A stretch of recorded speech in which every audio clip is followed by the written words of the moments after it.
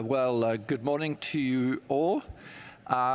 This is Hall 1, and it's 8:30 in the morning, so thank you very much for joining us.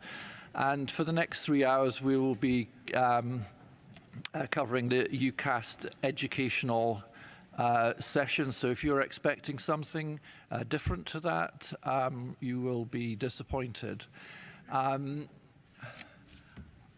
I'd like to firstly introduce my co-chair, Marlene Amara, from the Institut Pasteur in France. My name is Alison McGowan. I am a microbiologist from Bristol in the United Kingdom.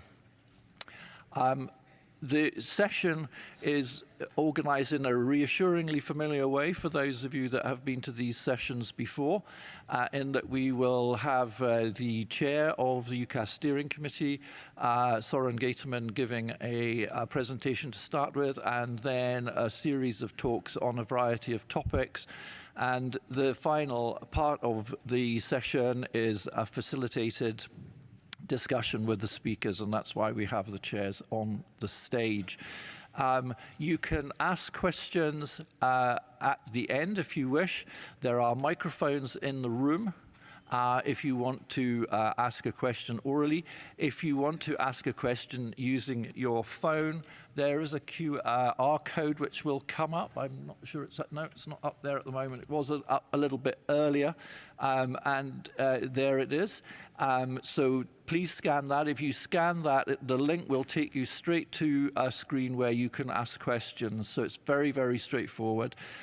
Please just throw out the questions as people are talking, and we'll try and, as I say, have a facilitated discussion at the end.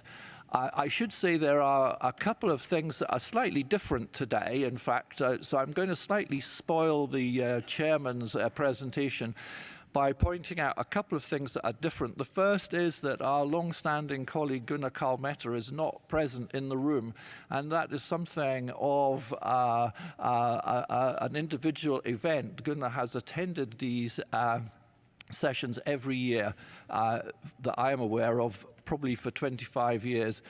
This year, Gunnar has stepped back from some of his activities with Eucast. He is still actively engaged, but he hasn't traveled this time. The other thing is that one of our other chairmen, Christian Giske, this will be his last meeting as well. So in that sense, it is a rather special meeting in the sense that we are losing one of our chairmen, and one of our chairmen is not with us today. I think that's all I've got to say. Hopefully you have scanned the code. As I say, we'll come back to that and there'll be further opportunities. But I'll just hand over to my co-chair, Marlene Amara, to introduce the first speaker. Good morning, everyone. So we are very happy to welcome Søren Gaterman, Professor of Medical Microbiology, Head of the National Reference Center for Multi-Resistant Gram-Negative Bacteria, who is also the chair of the German NAC and, as you know, the chair of the Eucast. Welcome. He will talk about the Eucast updates as said by Alistair. Good morning altogether, and thank you for the introduction. Could someone put up my...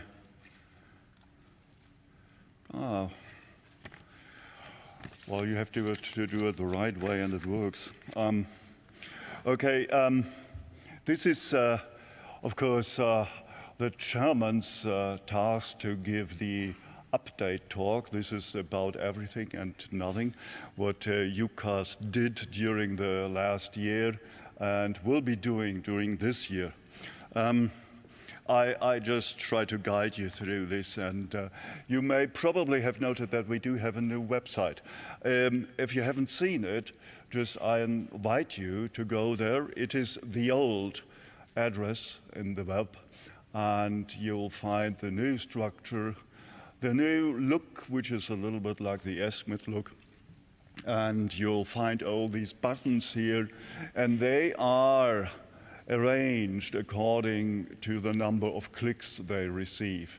So you are the ones who decided that these are arranged like that. Well, during the last year, we had changes in the breakpoints for cotrimoxazole, sulfamethoxazole, trimethoprim, and the old breakpoints were quite high, as you see here. They were 2 and 4. And we realized that there are no data showing that for the higher breakpoints, these drugs, this drug or combination is still efficient. And therefore, we changed the breakpoints to the ECOFs. And this has caused a lot of discussion, and I'll talk about this in a minute. This discussion is completely, I should say, unjustified, because you'll see that all the arguments that are given do not apply. So we changed it to the ECOF. There is only one difference in the Enterobacterialis, it's with Serratia, and you'll see it in a minute too, why this is so. If you look at the distributions of cotrimoxazole, this is E. coli, then you see that you either have MICs up to the ECOF or very high MICs. There's almost nothing in between. And so there can't be data on breakpoints that were at 1 and 4 or 2 and 4, because there are so few isolates. And since there are so few isolates, we have to say that we do not deny therapy to patients, because there will be very few patients that have infections with drugs that have an MIC in this region.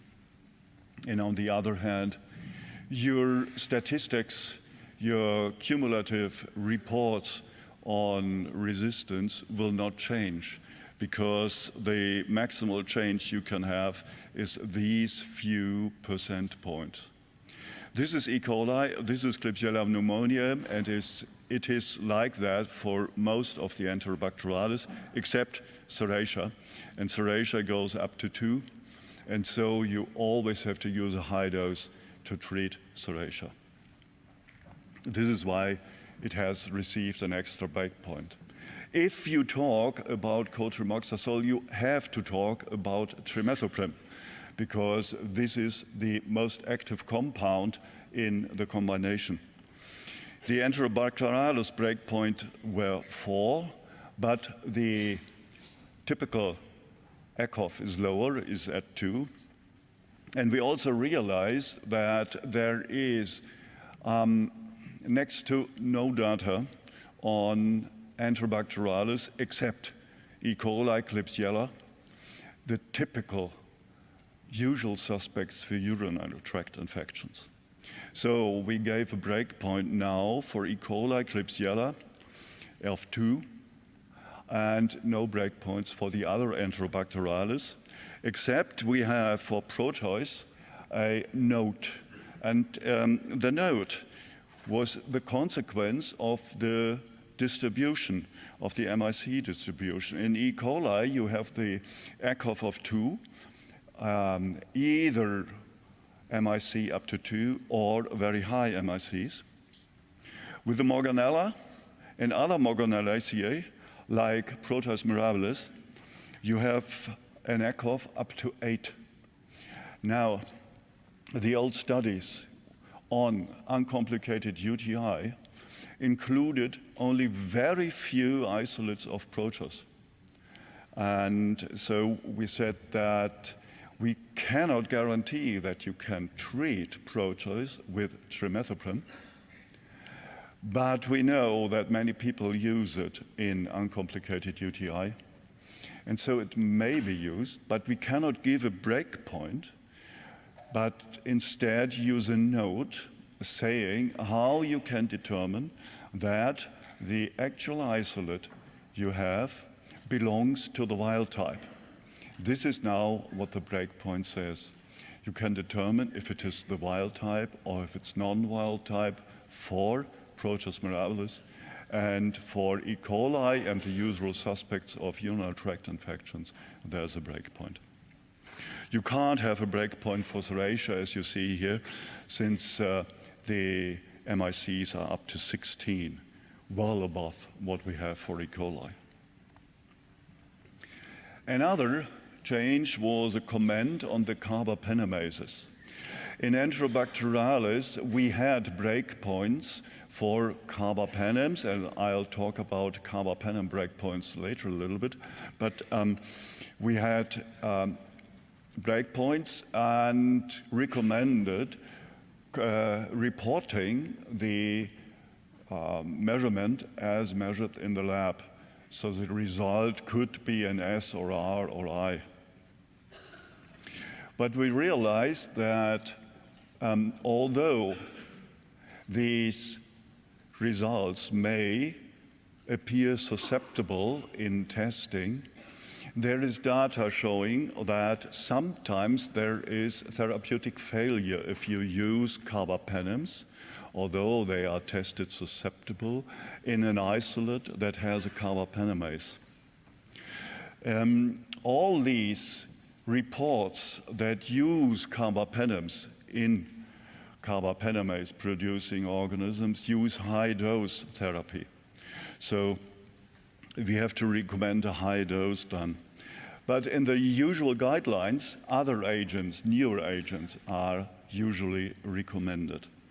And we addressed this by a comment, and you will read the comment in the breakpoint tables, that, basically reads, you should prefer one of the newer agents if the isolate has a carbapenemase. But if you're in a region or in a country or whatever where you can't get hold of the new drugs, then if you must use a carbapenem, please use a high dose and maybe a combination. This is what the comment says. And so this is a little change, and it addresses the availability of new drugs these days. Another change was daptomycin. You know, we had the daptomycin breakpoint for all staphylococci, which is not in accordance with the SMPC. And it is licensed for Staphylococcus aureus only. The Staphylococcus aureus breakpoint is 1 because up to 1, and this is on the right side here, you'll reach nearly 100% probability of target attainment with the daptomycin licensed doses. At 2, this drops to virtually 0.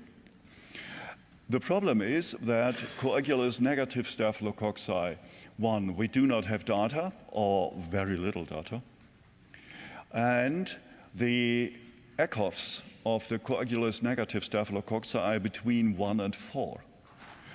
Look here at 4, you do not reach the target with the licensed doses. The same, however, is true for enterococci. And you know that there is the discussion how you treat enterococcal infections with daptomycin. And the same would apply for coagulase negative staphylococci.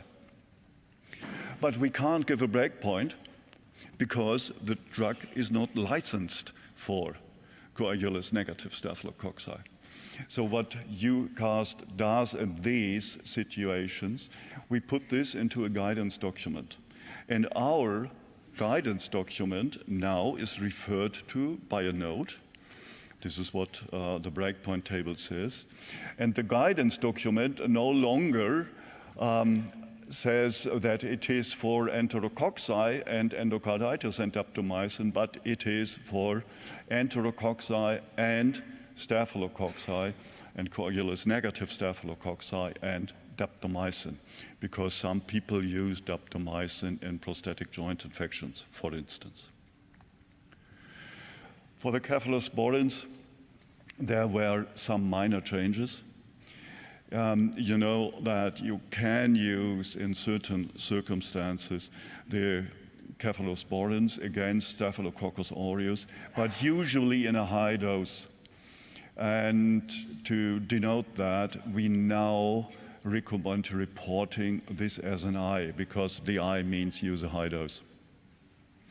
If you must use oral drugs, you have also to use a high exposure, but you have to pay extra attention to the dosing, because this is difficult and very different in different oral cephalosporins.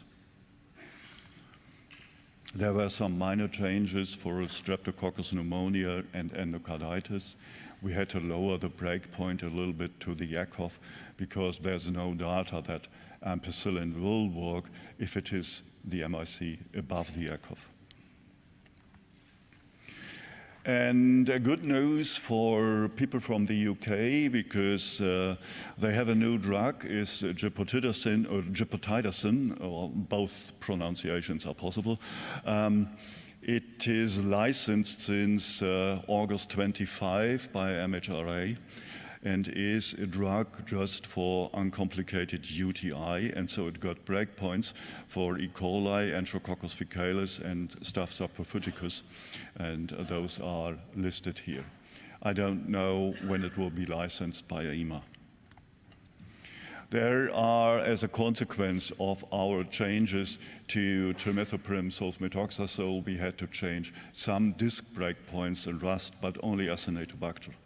And we have new Astreonam, Avibactam, and Astreonam breakpoints for the rust. In May or June, version 16.1 of the table will be coming, of the breakpoint table. So visit the website frequently and have a look, or subscribe to our news section. And there will be more anaerobic species, and not really very much more drugs, but more species, and people like to have more anaerobic species. There will be also some minor changes, like susceptibility of viridans, streptococci, and pneumococci that may be derived from the oxacillin disc. And there will be probably new breakpoints. Well, let's say slightly changed breakpoints for carbapenems. Education and communication is something I need to talk about because we have introduced our new education officer, Barbara Holzknecht, and she will give a presentation later. And we had a webinar on introduction of the new breakpoint table, an ESCMID online course on antimicrobial susceptibility testing in the Rutan lab is being prepared and will be available on the ESCMID website. And we'll have an ESCMID postgraduate course in September in Zagreb, but I think it's filled already. We try to increase our cooperation with the national committees. And to introduce this, we had a meeting with all the chairs of the NACs, and we actually want to involve all the countries that have NACs much more than we did until now. We have so many things to decide on, we have so many things to do, that we need your help from all the NACs and from all your knowledgeable people who are around in the different NACs and could help with many of the questions we have in Eucast. We'll also, and this is interesting for industry, we'll have meetings, ad hoc meetings usually, with industry to tell them about upcoming changes in breakpoints, because sometimes industry complained that they did not know about the changes. They could have known. I mean, we have these consultations on our website, and I think many in industry will be able to read. The upcoming changes for carbapenem breakpoints, just in brief. We found that the high breakpoint, the R breakpoint for carbapenems is rather high. It was until version 15 at 8 for meropenem, as an example here.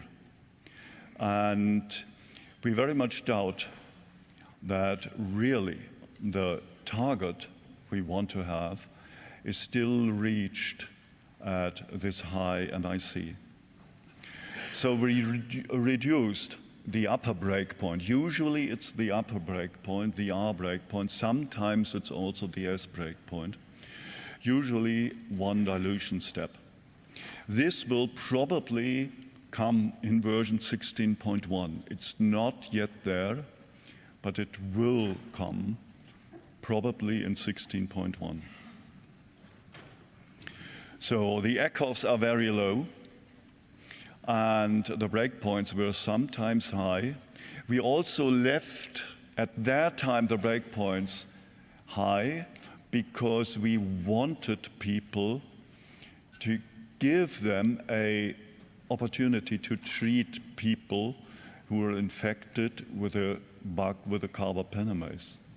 But nowadays, we usually would recommend using one of the newer drugs. And so this is why we can afford lowering of the breakpoints for meropenem. If you talk about meropenem, you have to talk about meropenem verbobactam, of course. The same is true with imipenem. Also, sometimes the breakpoints were reduced. Sometimes it were the R breakpoints, sometimes also the S breakpoints that were reduced. And the ertapenem, of course, similar, it's just one dilution step. And there is not very much difference in the distributions. I asked the German surveillance system, and the difference will be in resistance between 0.9 and 1.1%. And this is the impact of the change of these breakpoints. So hardly any. But in the end, there is also one change that is discussed a little bit more extensively. We have the breakpoints for ceftazidime avibactam at 8, the R breakpoint. We're not talking about the S breakpoints here, but the R breakpoint. And we want to lower the breakpoint just one dilution step. And in principle, the reason is that up to 4 milligrams per liter, you have a high probability of target attainment. This is the 99.9%. And you get 99.9% probability of target attainment for a target of over 60% time above MIC. But this drops significantly between 4 and 8. And so it is not quite clear that you will reach this target of 60% time above MIC still at a breakpoint of 8. And this is why we suggest lowering the breakpoint to 4. Again, this won't change too much because there are very few strains at the MIC of 8. These are very few. It are some KPC producers. And then there are some challenges for the future. This is not really coming this year, but this will be coming in the next years. I don't know in which year. We do have some new beta-lactamase inhibitors, and you might see posters out there, that have varying intrinsic activity, meaning they are somehow working like the sulbactam against Acinetobacter. This is also intrinsic activity. Some of these also do have intrinsic activity to varying degree. And this varying intrinsic activity, if you combine this with the beta-lactam, you actually have a synergistic combination. But the problem is not for each and every species. In some, it will work as an inhibitor. In others, it will work as a synergistic combination. So this will be difficult to set breakpoints, and it will also probably be difficult for testing. It will probably be a change in the construction of the tests.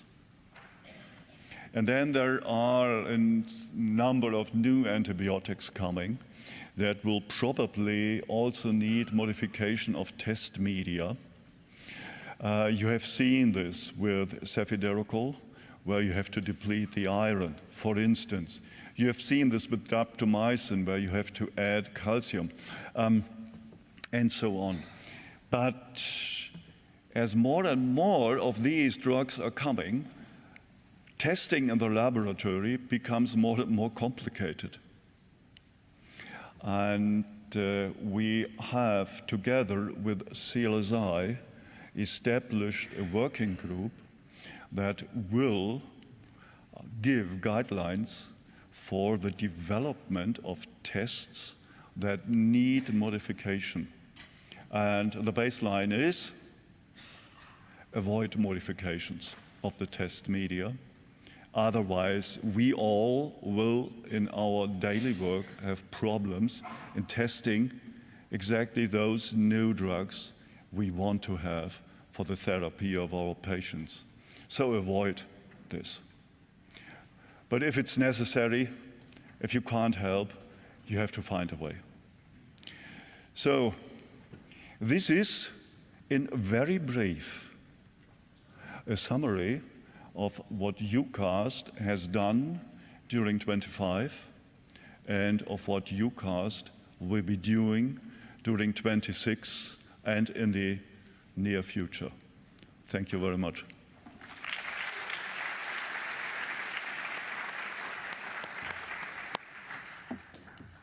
Thank you very much, Søren, for this very clear update highlighting all the major changes of last year. I will hand over to my co-chair who will introduce the next speaker. Thank you very much. So I think our next speaker is going to join us remotely, and that is Mandy Wootton, and there she is. Excellent. Mandy is a consultant clinical scientist in Cardiff in Wales, and she heads up a specialist antibiotic reference lab there, and her topic for today is challenges of testing beta-lactam and beta-lactamase inhibitor combinations. Off you go, Mandy. Thank you very much, Alistair, and thank you for the invitation. Can I ask? Oh, yes, you can see my slides, so that's good. So yes, I'm going to talk about the challenges of testing beta-lactam, beta-lactamase inhibitors. And I think we all know that these drugs are the mainstay of antibiotic treatment, and they've been around for lots of years now. But in actual fact, there are new inhibitors being developed all the time. And as Søren just pointed out, there are quite a few coming through at the moment that we need to develop things for and are going to be challenging in the future. It's safe to say now that Eucast use a fixed concentration to test beta-lactam, beta-lactamase inhibitor combinations, but this wasn't always the case. And a lot of discussions took place to come to this decision, and I'll just go through some of those discussions. As with most antibiotics, the reliability of the inhibitor combination testing is very important. And for these, for beta-lactamase inhibitors, there are some issues. So just to run through the main inhibitors we have on the market and in the Eucast tables, these are by no means exhaustive. So clavulanic acid, developed in the 1970s, is a product of streptomyces. And then sulbactam was developed in 1980, and that's a semi-synthetic sulfone of penicillin. Then we have tazobactam, very commonly used all over the world. and this is a synthetic sulfone version of penicillin. And then really there was almost a decade, or a little bit more than a decade, before we have avibactam, which is actually a quite novel non-beta-lactam beta-lactamase inhibitor, and you can see that from the structure. More recently, we have seen a few more inhibitors coming along. The first one in 2008, and that was enmetazobactam, which is another sulfone penicillin ring, like sulbactam and tazobactam, but with a different side chain. And then a little bit more recently, in 2012, we have relebactam, and this is a synthetic diazocyclooctane beta-lactamase inhibitor. And then finally, varebactam in 2014, which is another non-beta-lactam cyclic boronic acid-based inhibitor. Oops, sorry. So these are the inhibitors, and with the beta-lactam agents that they are combined with. Again, over the years, they've been combined with many other agents, but these are the ones we'll focus on because these are the ones in the Eucast breakpoint tables. Amoxicillin clavulanate is pretty widespread, has widespread use, and clavulanic acid is also teamed up with ticagrelin. It has activity against the AMBLA class A enzymes with extended spectrum, such as TEM, SHIV, CTXM. Doesn't really have any activity against the class C AMPCs, and also any of the carbophenamases or the oxacillinases, although it does have some activity against OXA10, but that really isn't clinically relevant. For sulbactam and ampicillin, pretty much the same activity. And then we get up onto piperacillin tazobactam, which is probably the most common combination. And that has activity similar again to clavulanate. So it has activity against ESBLs. However, really ESBLs only. However, the combination with ceftolozane means that it can have activity against AMP-C producers, as ceftolozane is not really hydrolyzed by AMP-Cs. With avibactam, on the other hand, it not only has activity against ESBL and AMP-Cs, it also has activity against KPCs and also some of the OXAs, and in particular OXA48s. Unfortunately, OXAs are so structurally different that no inhibitor will cover all of the oxacillinases. So that's something to be aware of. With aztreonam, it doesn't have activity against metallobeta-lactamases, class B MBLs, carbophenamases. But when it's combined with aztreonam, this is an agent that does have activity against MBLs. And so the avibactam knocks out the ESBLs and AMP-Cs and allows the aztreonam to act upon the MBLs. And metazobactam has activity against ESBLs, AMP-Cs, but not metallobeta-lactamases. It doesn't really have activity against KPCs, and it has very slight activity against some of the OXA48s. And then we come to relebactam and varebactam, usually combined with a carbapenem, and these have activity against the ESBLs, AMP-Cs, and KPCs only with the carbapenemases, not any of the other carbapenemases, including the OXA48s. So when developing the testing for beta-lactam, beta-lactamase inhibitor combinations, there was a debate really about whether we should use the ratio of the two agents or a fixed concentration of the inhibitor. And historically, we chose the ratio, and in particular for amoxicillin clavulanate, which is the first, and then subsequently ampicillin sulbactam, we chose a ratio of 2:1. But as I said, all inhibitors now for Eucast are fixed. So why did we choose 2:1 ratio? Well, it's a pharmaceutical preparation, so it seemed sort of natural to use that ratio for testing. Then it was said that it's pharmacologically similar. So the ratio is maintained in patients. And also, it was also said that it had optimal activity in vitro tests. Now, this meant really that the MICs were low.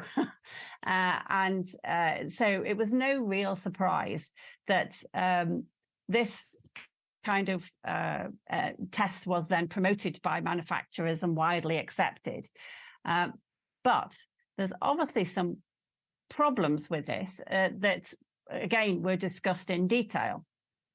And some of the reasons are here. Well, 2-to-1 isn't the only preparation available. Oral preparations go from 2-to-1 to 16-to-1, and IV preparations range from 5-to-1 to 10-to-1. So 2-to-1 is probably not all that ideal looking back. Pharmacologically, it is similar, but not identical. There are some differences, not only with the different ratios just mentioned, but also for the same ratio. This ratio, 2-to-1 ratio, is not maintained in all infection sites. So that's another difference. And then there's a problem of when you're testing and performing an MIC test, at high concentrations, so at high amoxicillin concentrations, you'll have an equally high clavulanic acid concentration, and it's higher, far higher than what you would be able to achieve clinically.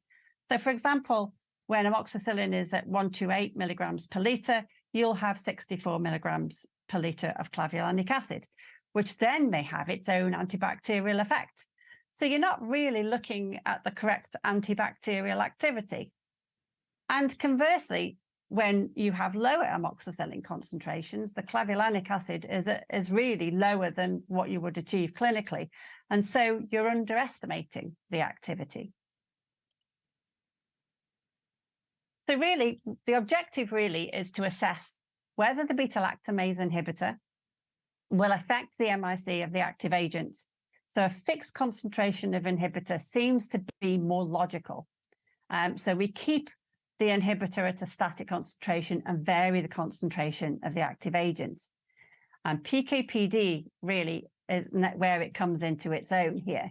PK/PD is now a requirement for any company bringing an agent to market these days. And this is also required for the inhibitors in the combinations. It's sort of been established from avibactam onwards.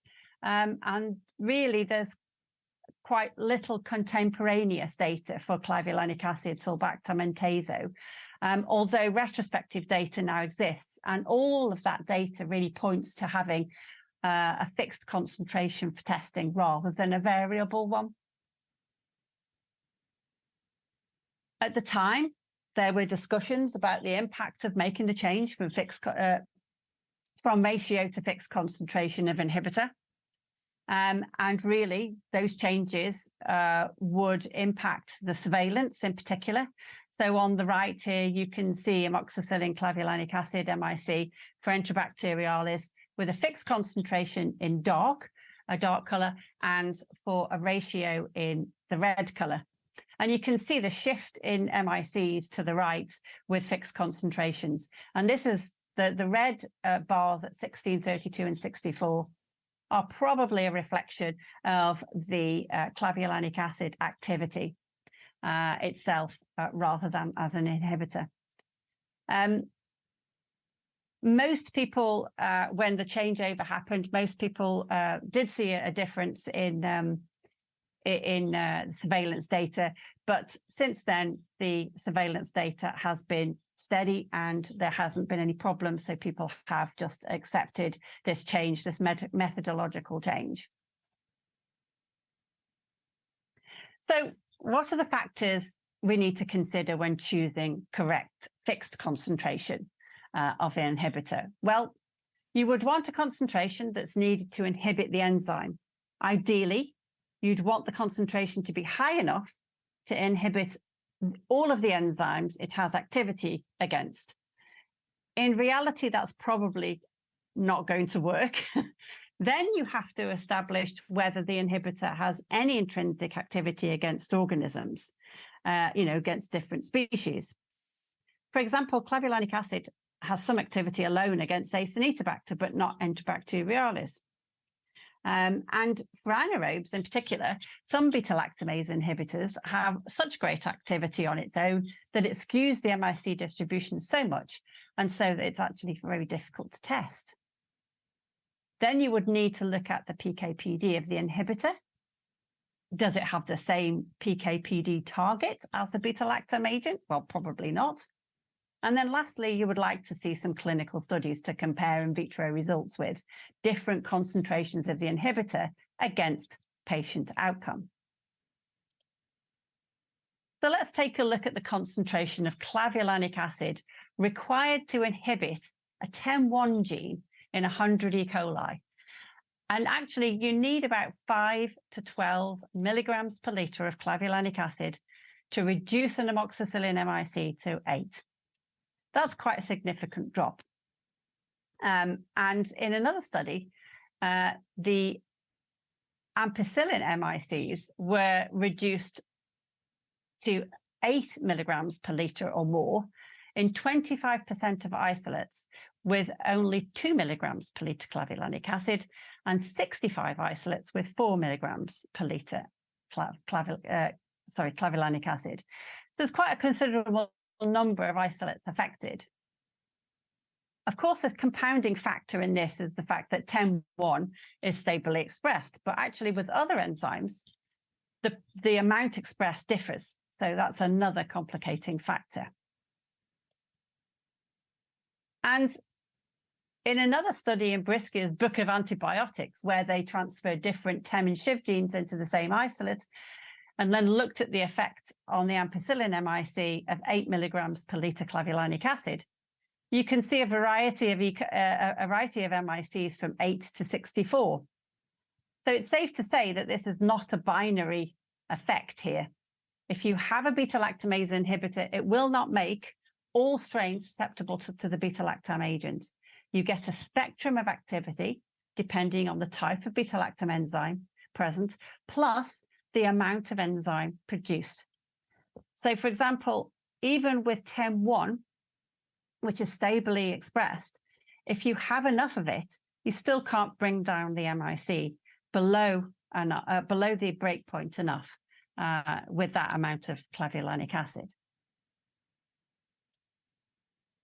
So just to show you here about the effect of just the inhibitor alone on some of the species, you can see that the MICs for all of these inhibitors are fairly high against most of the species, apart from Acinetobacter. So you can see some intrinsic activity against Acinetobacter for clavulanic acid, sulbactam, and tazobactam.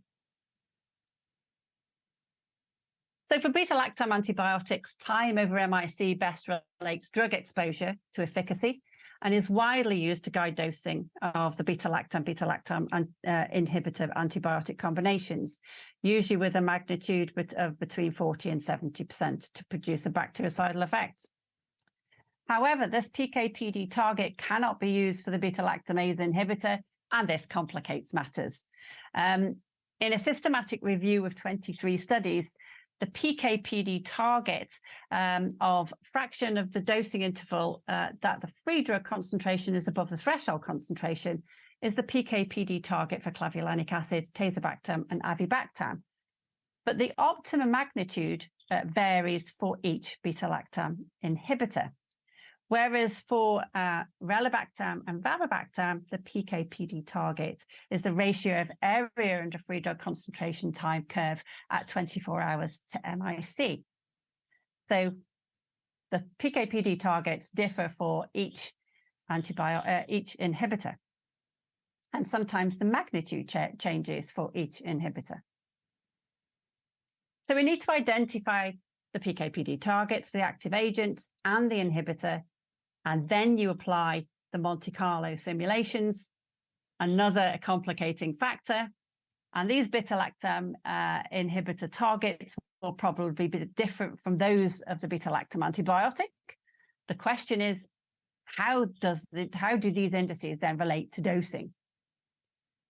And just to complicate matters further, Sometimes there are discussions and disagreements, even among the experts, regarding the beta-lactamase inhibitor PKPD targets and magnitude. For example, for avibactam, there's been lots of PKPD work done, and the PD driver critical for restoring the activity was found to be the free drug concentration above the threshold concentration. However, according to Nichols et al., the magnitude varied depending on the model which was used. So we don't just have complicating factors in terms of the PKPD index. We also have complicating factors in terms of the magnitude varying and the magnitude varying according to model. So this just indicates the real value of these PKPD indices for both agents. So it is important to study these combinations. There's lots of combinating factors. And again, as Søren pointed out, there are some even more complicated things coming up for us in the future. So some of the newer beta-lactamase inhibitors in development also have activity of their own. Durlobactam, zidibactam, and nacibactam, just to name a few. Again, this adds a whole new level of complication. And currently, the best way to optimize dosing and whether we should call it a beta-lactamase inhibitor or a second agent with synergistic activity is we don't know yet. It's probably out for discussion, but we need more PKPD work to provide a way forward on how to develop some reliable indices. And we need consensus on how we're going to treat these actions, in particular for testing. Finally, let's look at some clinical outcome data. This is used during the development of breakpoints, obviously, but it's also important with developing testing methods. And it's particularly important with beta-lactamase inhibitor combinations. Here we see an observational study in 13 Spanish hospitals where they looked at patients with bacteremia caused by Enterobacterialis, and they all received amoxicillin clavulanic acid. MICs were performed by broth microdilution and then using CLSI breakpoints and methods, which use a 2-to-1 ratio of amoxicillin clavulanic acid, and also by Eucast breakpoints and methods, where a fixed concentration of 2 milligrams per litre of clavulanic acid was used.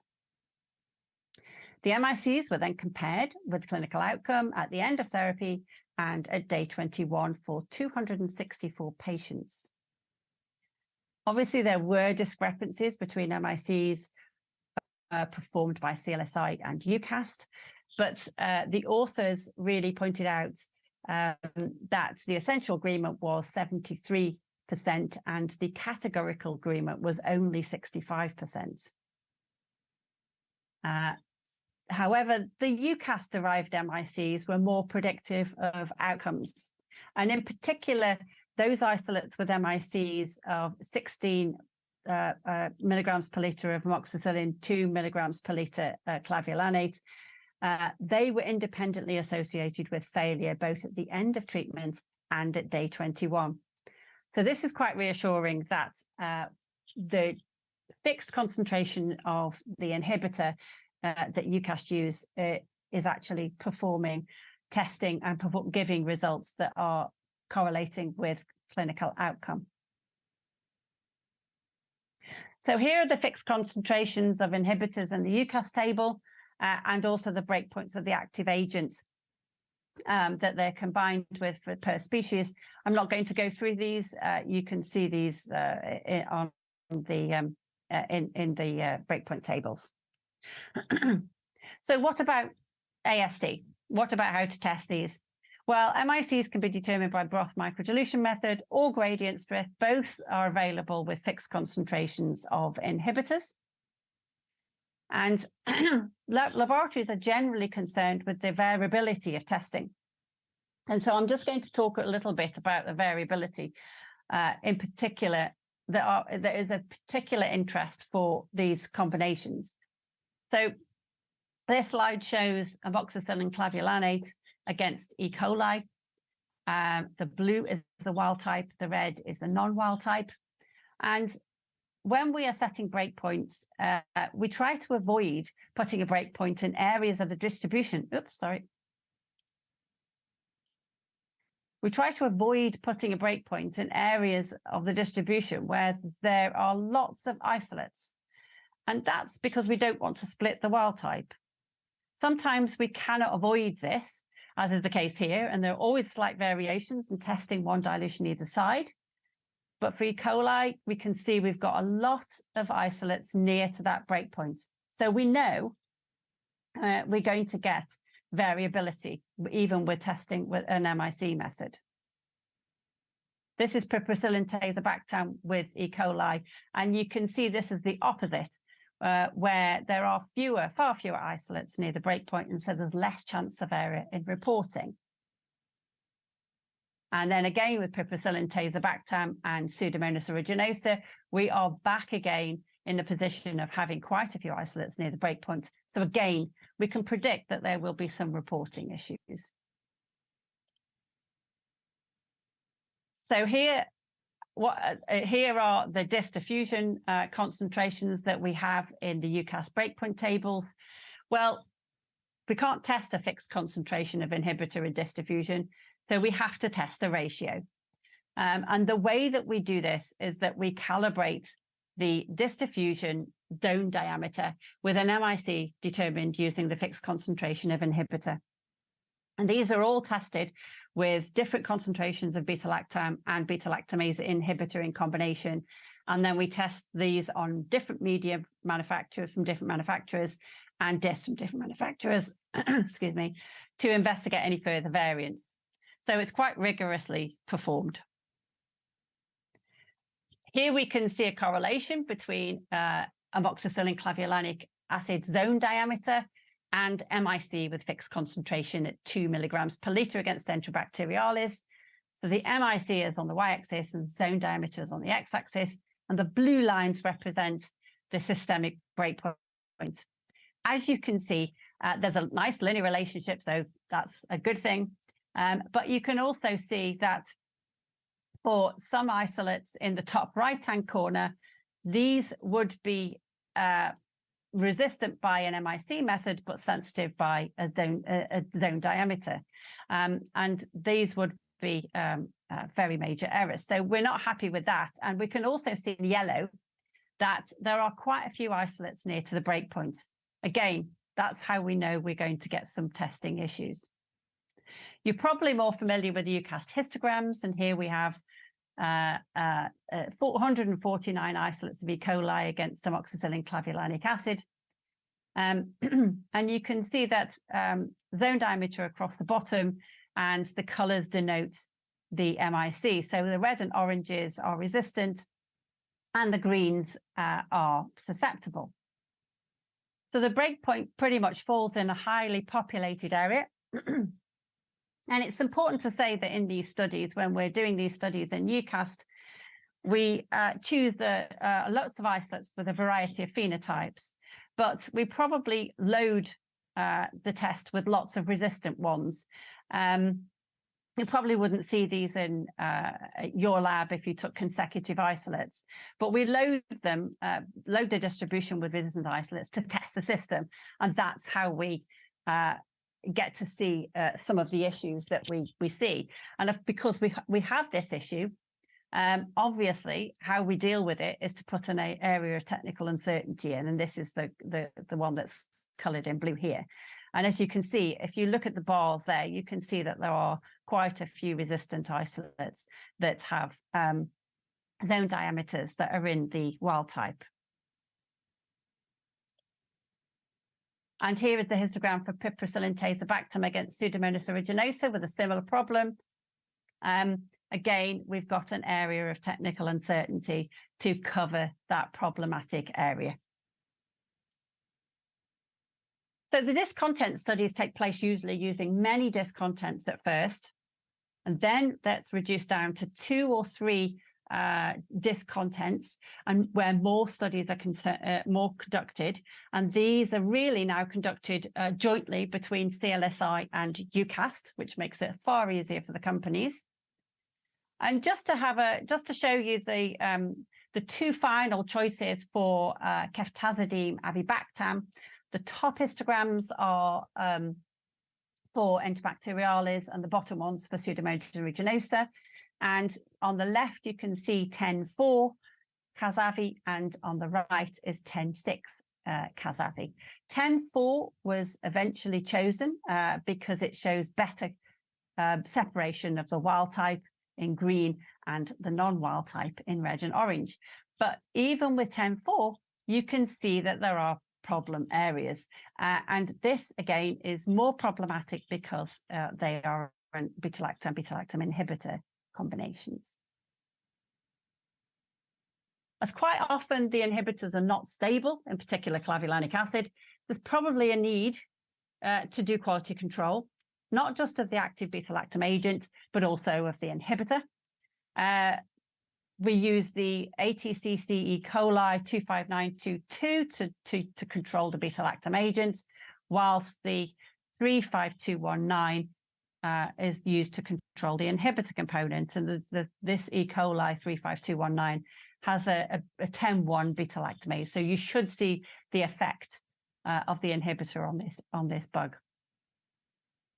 And in the QC tables, version 16, you will see that these are the agents that you can test against the 35218.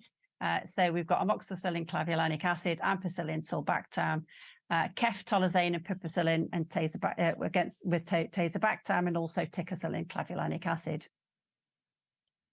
And then we also have some other agents specifically for inhibitor component testing. First one is a Klebsiella pneumoniae with an ESBL in there, a SHIV18, and you can test avibactam with alstrionam and ceftazidime against that. You can also test ceftolozane and piperacillin with tazobactam. Again, Klebsiella pneumoniae, but this time one with a KPC3 in it. So 2814 can be used to quality control emipen, relebactam, and meropen and vabibactam. And then we use a CTXM containing E. coli, which is NCTC 13353, and that will help us control the enmetazobactam with cefepime. So how accurate are we in the laboratories testing beta-lactam agents? Well, I looked at the results scored in the National Quality Assurance Scheme for antimicrobial sensitivity, which is NUK-NECRAS, which has participants from all over the world. For amoxicillin clavulanic acid, 10 isolates were sent out during 2023-25, and the overall concordance was 97%, so pretty good. 9 out of 10 actually had over 97% concordance, and there was one salmonella isolate which had an MIC on the breakpoint. And these Enterobacterialis covered E. coli, Enterobacter cloacae, Proteus mirabilis, Serratia marcescens, and Morganella morganii, and they covered MICs which were susceptible and resistance. We had 2 Haemophilus influenzae isolates that were sent out. Unfortunately, both had MICs near to the breakpoint for amoxicillin clavulanate. This is typical what you see when an MIC is actually on the breakpoint. Sometimes isolates are sent out for other reasons than for all of some of the agents that I picked up on here. For Moraxella catarrhalis, we sent 2 out. And 94% laboratories had concordance. And similarly with Pasteurella multicida and Bacteroides fragilis, we only sent 1 isolate each out of that, but the concordance was excellent. Then for piperacillin tazobactam, 10 isolates were sent out again, and very good concordance. 5 isolates of Pseudomonas aeruginosa were sent out, and the concordance was 77%. 3 out of the 5 isolates had over 95% concordance, and 2 had low concordance due to the MICs near to the breakpoint. And this is where we're seeing what I was speaking about earlier on, because we have that higher population of isolates with MICs near to the breakpoint. This is what you're going to get. For the rest of the isolates sent out, so Proteus species, Bacteroides fragilis, Cutibacterium acne, Achromobacter and Vibrio, they all scored really highly for piperacillin tazobactam. And then some of the newer agents that have been introduced in the past couple of years. So ceftazidime avibactam, 9 isolates of Enterobacteriales were sent out.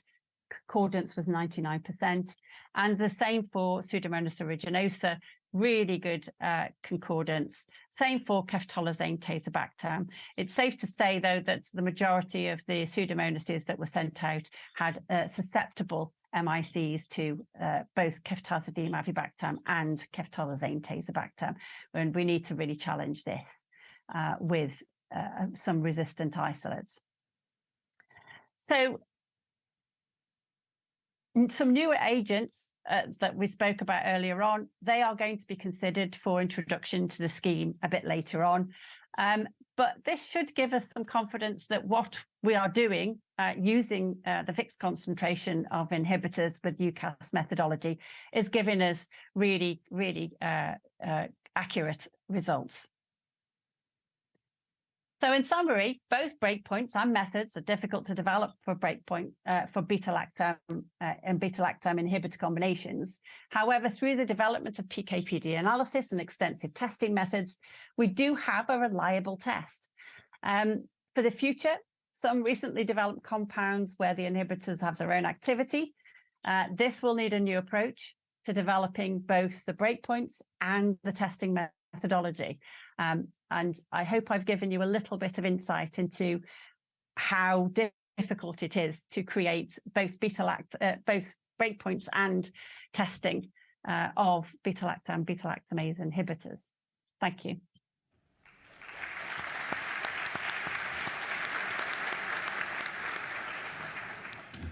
Thanks very much, Mandy. That was really a great summary. I guess you will join us later for the panel discussion. Great, thank you. Yeah. I think, Marlene, you're going to introduce the next speaker?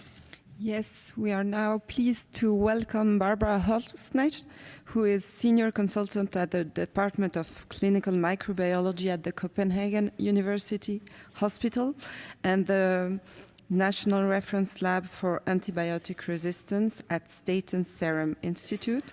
She is the chair of the Danish NAC and the Eucast, and she is also the educational officer of the steering committee.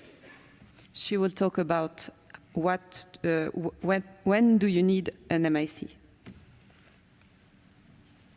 Thank you for the introduction, Marlene. So in the next 30 minutes, we will talk about MICs. When do you need a minimum inhibitory concentration, an MIC, or when does it make sense? I wonder whether, yes, that comes. So first, to define the question, we can approach that from the clinical setting point of view. So now we are talking about performing one single MIC on one clinical isolate to inform treatment decisions. And that can be the question when and how to perform an MIC. That would be the clinical microbiologist's need, or when to report an MIC, which is the clinician's need. And it could be dependent on the pathogen or antimicrobial agent, on the site of infection, or on patient characteristics.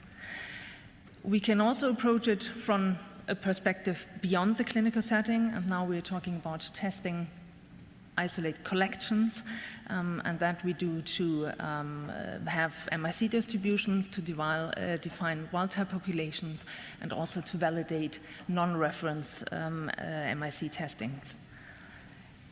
In this talk, I will focus on the clinical perspective, but I will actually use quite some time on MIC distributions on wild-type populations, because that is important to understand, also to understand the limitations of a single MIC test, and then the limitations for an MIC value for your clinical decision. And I can already break the news that one of my key messages will be that I think that there are not many situations where it makes sense to report an actual MIC to the clinician. So the structure of my talk, first I will talk about what is an MIC, then how to perform MIC testing, then something about assay variation, and then to answer the question first starting with when do we not need an MIC, and then when do we need an MIC and examples for that. So what is an MIC? According to the ISO standard, the current version from 2019 on broth microdilution reference method, there it states the MIC is the lowest concentration of an antimicrobial agent that under defined in vitro conditions prevents the appearance of visible growth of a microorganism. So let's have a look at broth microdilution. I'm sure that very many in this room are familiar with that, but just to have everyone on board. So we work in a microtiter plate, 96 wells, and we inoculate this plate with both an antimicrobial agent and a bacterial suspension. The antimicrobial agent, in this example I will show you, the plate is designed that you have one antimicrobial agent per column and an increasing concentration from the top rows to the bottom rows. And we will, of course, have these twofold dilutions. And then the bacterial suspension, there we use an inoculum of 5 times 10 to the 5th CFU colony-forming units per milliliter, and that gives you a broth solution with no visible turbidity, so it appears clear. Then we incubate overnight, and on the next day we will define whether there is visible growth read by the unaided eye. And visible growth in a liquid medium usually occurs at a bacterial density of about 10 to the 7th to 10 to the 8th CFU per milliliter. And as we work with round bottom wells, you will usually see growth as pellets, as you can see in this picture.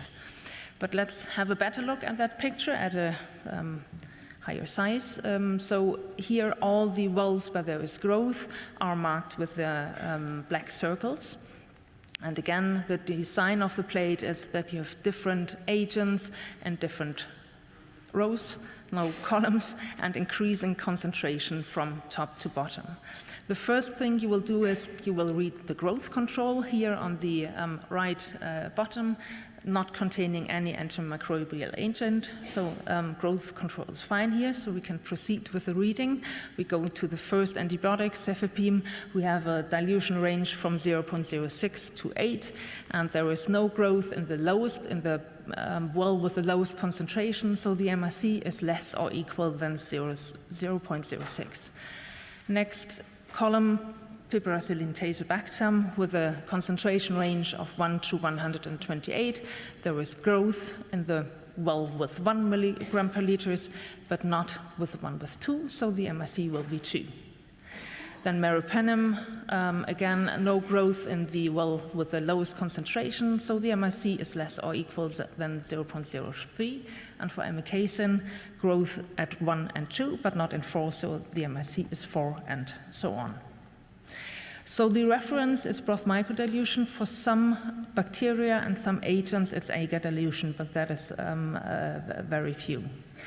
And there is a standardization of these reference methods. So for broth microdilution, both the plastic tray, which kind of plastic it is standardized, the medium, including the pH, kg concentrations, the inoculum, the incubation conditions, time and temperature, the reading of the endpoints, which is a manual reading according to the standard, and then the quality control. And you can find information on the reference method on the Eucast homepage. If you go to bacteria and then methodology and instructions and MIC determination, and there you will find general information and reference, to the ISO documents which are relevant. You will see the Eucast reading guide for broth microdilution, and you will also find the QC tables. Also, in the breakpoint tables on each species-specific page or sheet, you will find information on the MIC reference method on the left in the header. Another quote from the ISO standard: Careful control and standardization are required for intra- and inter-laboratory reproducibility of broth MIC tests, and the MICs of QC strains generally span 3 doubling dilutions with a dominant central value, but can have a 4 dilution range. So this leads us to the next topic, assay variation. And to understand that, we will have a look at MIC distributions. So this is an MIC distribution. You've already seen several this morning. This is the example from the Eucast mic.eucast homepage on Escherichia coli versus ampicillin, more than 100,000 isolates tested in more than 50 labs, and the data aggregated together. And you can see that you have this blue population here spanning about 4 to 5 twofold dilution steps. And that is called the wild-type population. So that is the population of microorganisms without phenotypically detectable acquired resistance mechanisms. And this wild-type population will be stable over time. It will be stable according to geographic distributions. So it will be the same in a European country and in any other country. And it will also be stable according to the host you're looking in. So both human and animal isolates will look the same. On the right-hand side of that, with higher MICs, you have the non-wild type, the population which has acquired resistance mechanisms. And these two populations are separated by the also already mentioned ECOF, the epidemiological cutoff values, which is the highest MIC of the wild type population. Here it's 8. So there is variation in the wild type. There is both technical variation, assay variation, which is both within and between laboratories, and there is biological variation from strain to strain. And I will not be able to quantify exactly how much is biological and how much is technical variation, and that might also differ from, for certain drug combinations. But I will show you some examples. So here we talk about, we see E. coli versus amikacin, and these are 2 QC strains, again data from the Eucast homepage. Both QC strains tested several times at 2 labs, and then the data combined. On the left-hand side, you see the first strain, the ATCC 25922, which is a wild type, which we use a lot for routine QC. And you can see that the distribution here spans 3 twofold dilutions with a clear mode, central mode of 2. So that is very much what was described in the ISO standard I just read the quote from. The second example is the E. coli and CTC strain, the MCR1 positive strain, which we use for colistin QC. And there you can see it's a little bit broader MIC distribution, again for amikacin, a wild type. This spans actually 4 twofold dilution steps. Again, the mode is 2. So what we see here is only technical variation from 2 labs. There's no biological variation. This is only 1 strain per figure.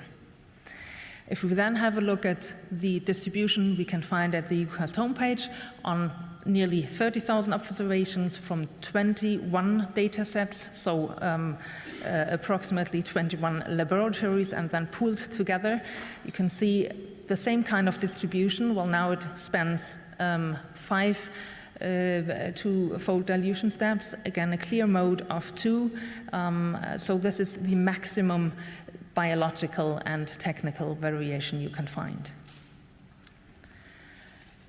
Another example I want to show you is from the fungi world. So this is Candida glabrata versus fluconazole. Data from the Eucast development lab for fungi, Mike Andrup's lab in Copenhagen.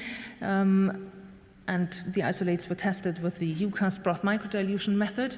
On the upper graph, you can see the MIC distribution, again, a log normal distribution of 34 consecutive routine isolates.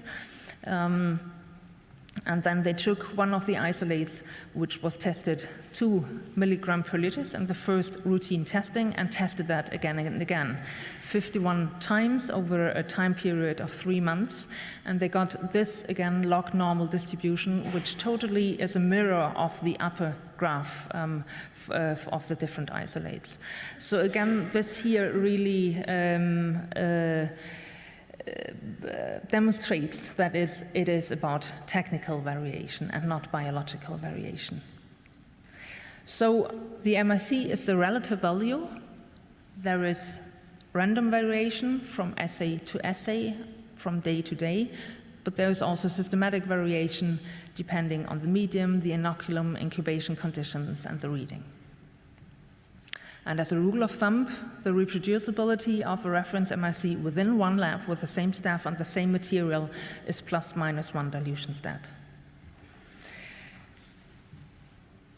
So I hope that I convinced you that the variability, variation within the wild type is mostly technical, or at least the biological variation gets lost in technical variation. So within the wild type, one single MIC measurement is not useful to detect possible biological variation.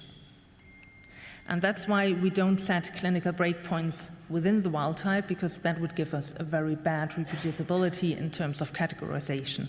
One isolate we would test today could be susceptible, and the next day could be resistant. It also means that if you are asked to report an MIC of an isolate which is within the wild type, you should not report the MIC of one single testing, but you should report the ECOF of this wild type population. Now we know that many MIC tests performed in routine labs are not performed with the reference method. So I also want to talk about non-reference methods to perform MIC testing. And these could be gradient test or semi-automated, automated methods, also newer methods. So there is another ISO document, the part 2, which is for manufacturers to evaluate the performance of AST devices against the reference broth microdilution.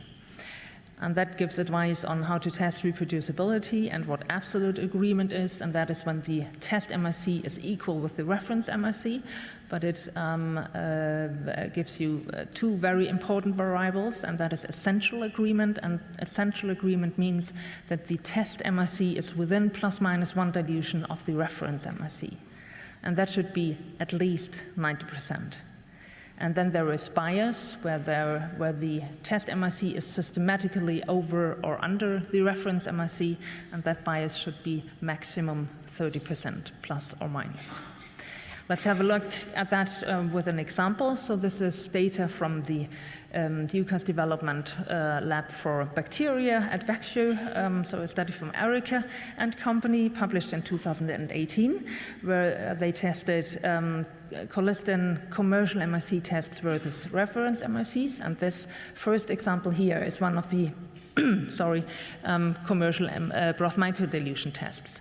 And what you can see is a 45-degree diagram where the test MICs are plotted in rows and the reference MICs in columns.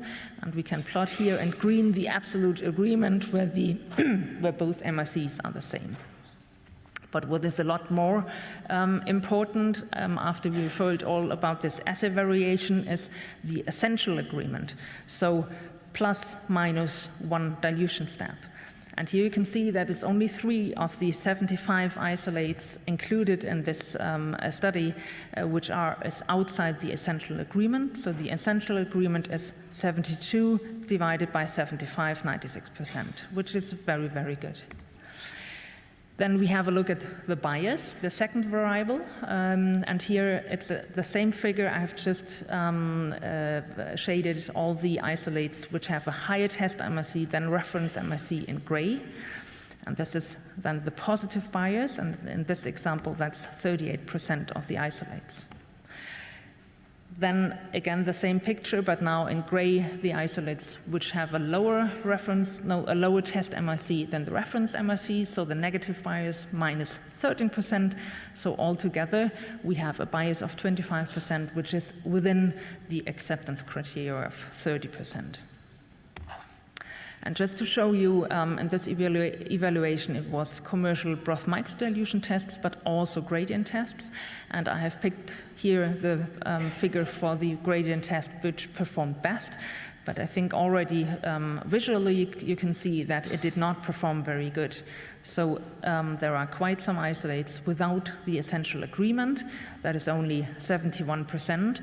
And there is a bias, and it's it's a negative bias. So there are many isolates which have a high reference MIC but low test MIC, and this bias is asymmetrical. So it's mostly the isolates with the high MICs, the resistant isolates, which then test with lower MICs. So this is not a recommended test for colistin. And whenever Eucast comes aware of this kind of problems, there will be warnings. You've already seen this on the landing page, which Søren showed you before, and you can then access all the Eucast warnings. But Eucast cannot perform systematically evaluation of all commercial tests. So the fact that there is no warning does not mean that the test works. However, the Eucast distribution method is systematically in the EDL calibrated to reference MRCs. And just a picture, one example, ceftazidime avibactam versus E. coli. You can see that the colors representing the MRCs correspond to the different inhibition zones plotted on the x-axis. And if we then plot the breakpoint, it gives you a reliable SIR categorization, but of course MICs cannot be inferred. So moving forward to answering the question, when do we need an MIC, and starting when do we not need an MIC? Well, as we touched upon, we do not need an MIC, or it does not make sense to report an MIC to distinguish isolates within the wild type. The method is just cannot be used for that.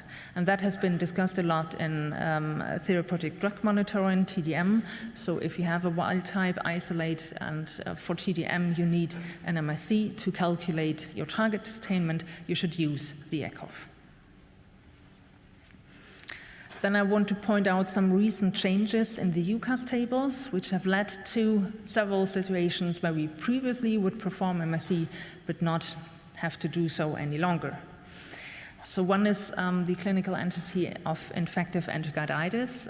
The European guidelines for management of endocarditis were revised and published in 2023, and Eucast has been involved in this revision. So now the guidelines do not contain any breakpoints as they did previously, but they state that you should follow the Eucast SIR categorization.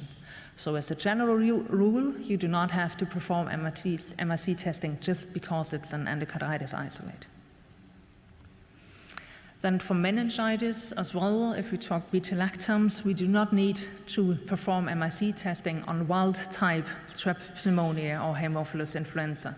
So oxacillin screening negative Streptococcus pneumoniae or benzyl penicillin screening negative Haemophilus influenzae. And last but not least, in last year's version of the table, Eucast introduced benzyl penicillin to be used for SIR categorization with a distribution method for oxacillin screening positive Streptococcus pneumoniae. So this is for non-meningitis. For meningitis, obviously, you would report strep pneumonia, which are oxacillin screening positive, as resistant. But for non-meningitis, you want to do the SIR categorization, and that you do with the that you can also do with the test. Now you do not need an MIC method. And this is just to point out that actually there is a Eucast warning on the gradient test, or tests of benzyl penicillin versus Streptococcus pneumoniae, which underestimate MICs.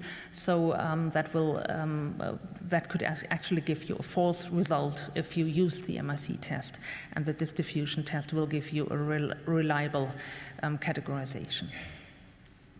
So when do we need an MIC in the clinical setting? Well, first of all, only when it's performed with a valid method, and that is the responsibility of the clinical microbiology lab. If we then have a look at when does it make sense to determine the MIC, but you would report the SIR category. Well, there are certain antimicrobial agents, for example, colistin, dalbavancin, and other lipoglycopeptides, daptomycin, where you have to perform MIC testing. Then certain bacterial species, for example, gonococci, we don't have any distribution test for that available yet. You might also want to determine an MIC to resolve a distribution area of technical uncertainty. And then there are special situations, just to mention two of them: Haemophilus influenzae, benzyl penicillin screen positive isolate, where you want to perform meropenem testing and report according to meningitis breakpoints. Streptococcus pneumoniae with an oxacillin zone diameter of less than 9 millimeters, then you will need to perform MIC testing to do the SIR categorization for most cephalosporins and carbapenems.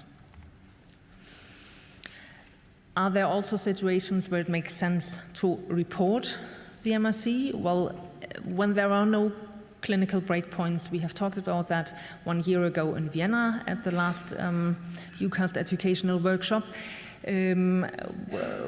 What to do when there are no clinical breakpoints? Well, you have to perform MIC testing, and Eucast asks you not to report the SIR, but report a comment, and that comment might include the MIC, but actually might also not include the MIC, so that is not mandatory, I would say. But there are some very special situations where it might make sense to report an MIC, so multi-drug resistant isolates with no good therapeutic options, where you might want to use the MIC, determine MIC for several agents, and then quantify resistance and pick the least bad option, treatment option. Another example I could think of was if you have a non-wild type Streptococcus viridans group and endocarditis, you might want to characterize several beta-lactam agents to inform what treatment you would recommend, and probably also discuss that with the clinician. And then the same is the situation with meningitis and non-wild type Streptococcus pneumoniae, where you might want to characterize several beta-lactam agents for a treatment decision. Beyond the clinical setting, we need a lot of MIC testing. I have shown you that. Mandy has also shown you why we need these MIC distributions. So we need to determine wild-type distributions and set ECOFs, and that is a crucial part of setting breakpoints, which never should be within the wild type. And we also, I think I've shown you that, need a lot of MIC testing on a collection to validate and calibrate non-reference AST methods. So with that, I want to conclude. I hope that I convinced you that if you need an MIC, you need an MIC you can trust on. So with a method where there has been established a good essential agreement and not too much bias. If you perform MIC testing with a non-reference method, you have to ensure that your MIC method is calibrated to reference MICs. And the Eucast distribution method is actually calibrated to reference MICs and gives you a reliable SIR categorization. Within the wild type, one single MIC measurement is not useful to detect possible biological variation. And if you need an MIC, you should use or report the ECOF in that situation. And as I started out to say in the beginning, in most situations, in my opinion, the SIR categorization gives a sufficient AST report. And with that, I say thank you for your attention.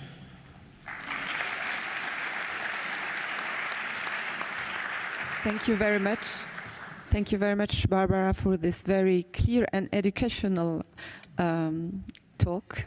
Now I head to my co-chair for the next speaker. Thank you very much. So our next speaker is Professor Qiwen Yang from Beijing, and he is going to talk about challenges of setting up a NAC in a large country, which I guess is China.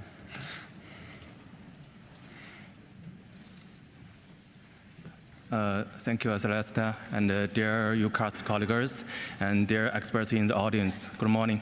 I'm Qiwen Yang from Peking Uni Medical College Hospital. I'm clinical microbiologist, and today I will give you a topic on the challenge of setting up a NAC in a large country.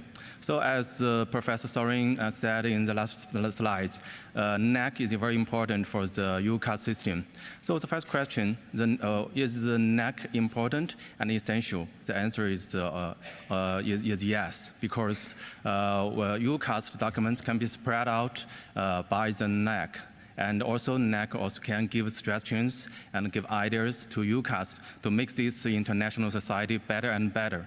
And from the perspective of different countries, you know, there are different variations in different countries, including the different population of patients, the different pathogens, and the different antibiotics in the different countries. So actually, in this perspective, the countries next play a role in grasp the different informations from the countries and to base the international society's rules, such as Eucast rules, to make this document better suitable in the certain countries. So the first question and the answer is NAC is important for Eucast.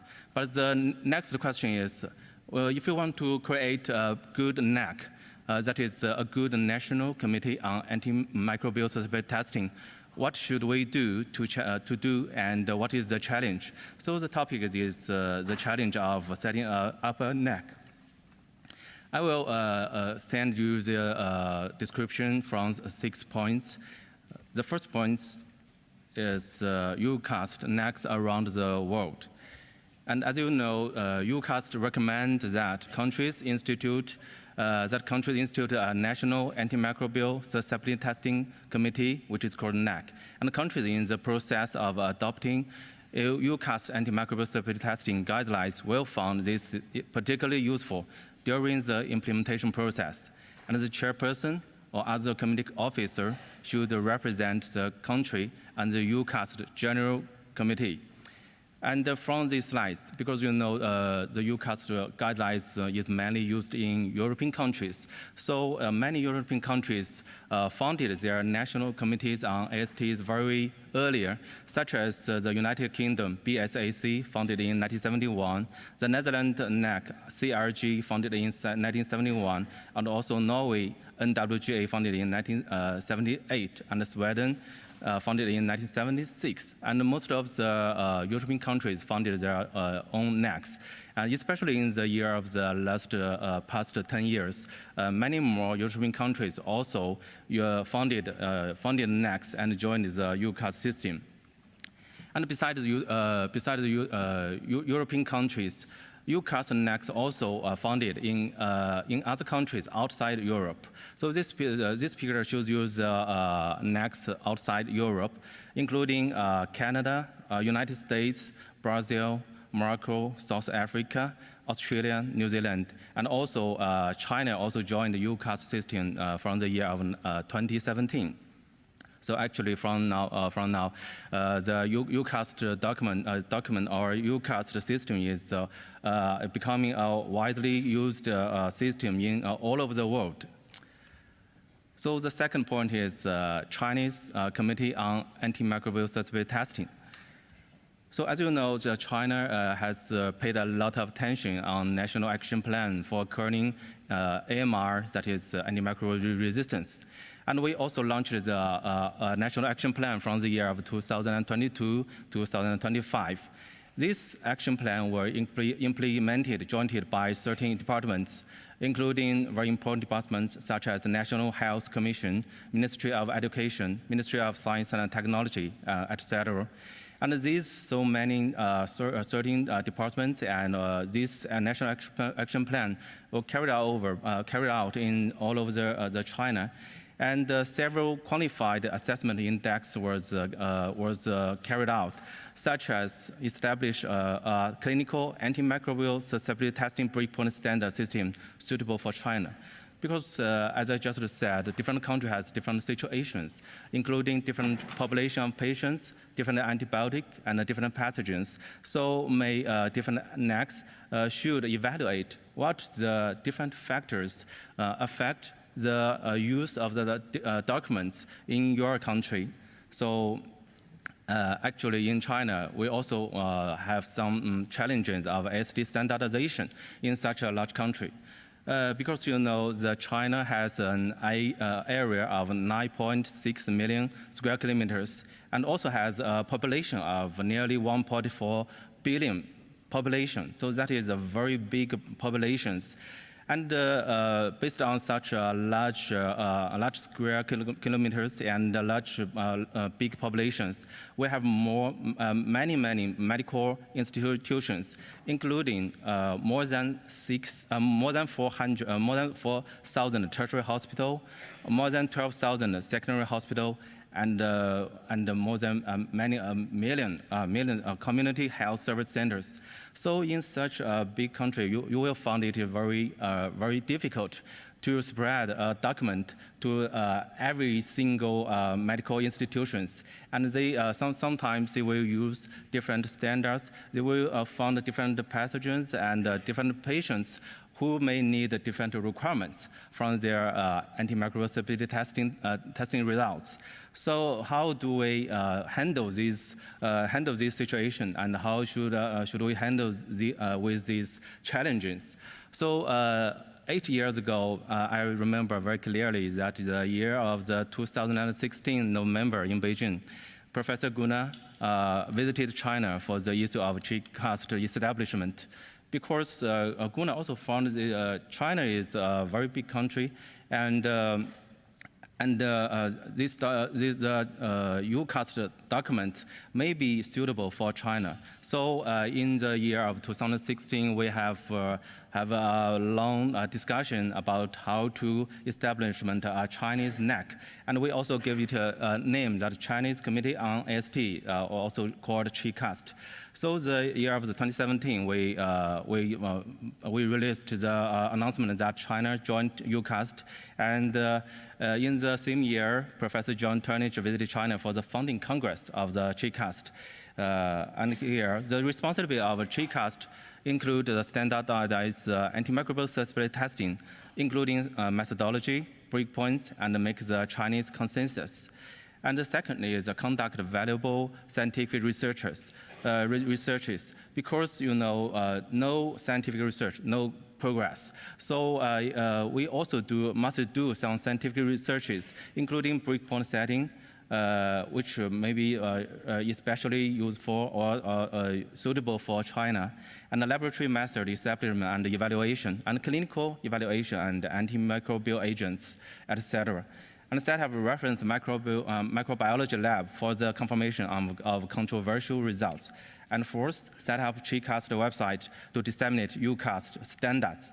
And the fifth is translate the Eucast documents to Chinese clinical and laboratory workers. And sixth, closely communicate with Eucast and advance collaboration. And finally, launch agitational program for Chinese clinical microbiology laboratory.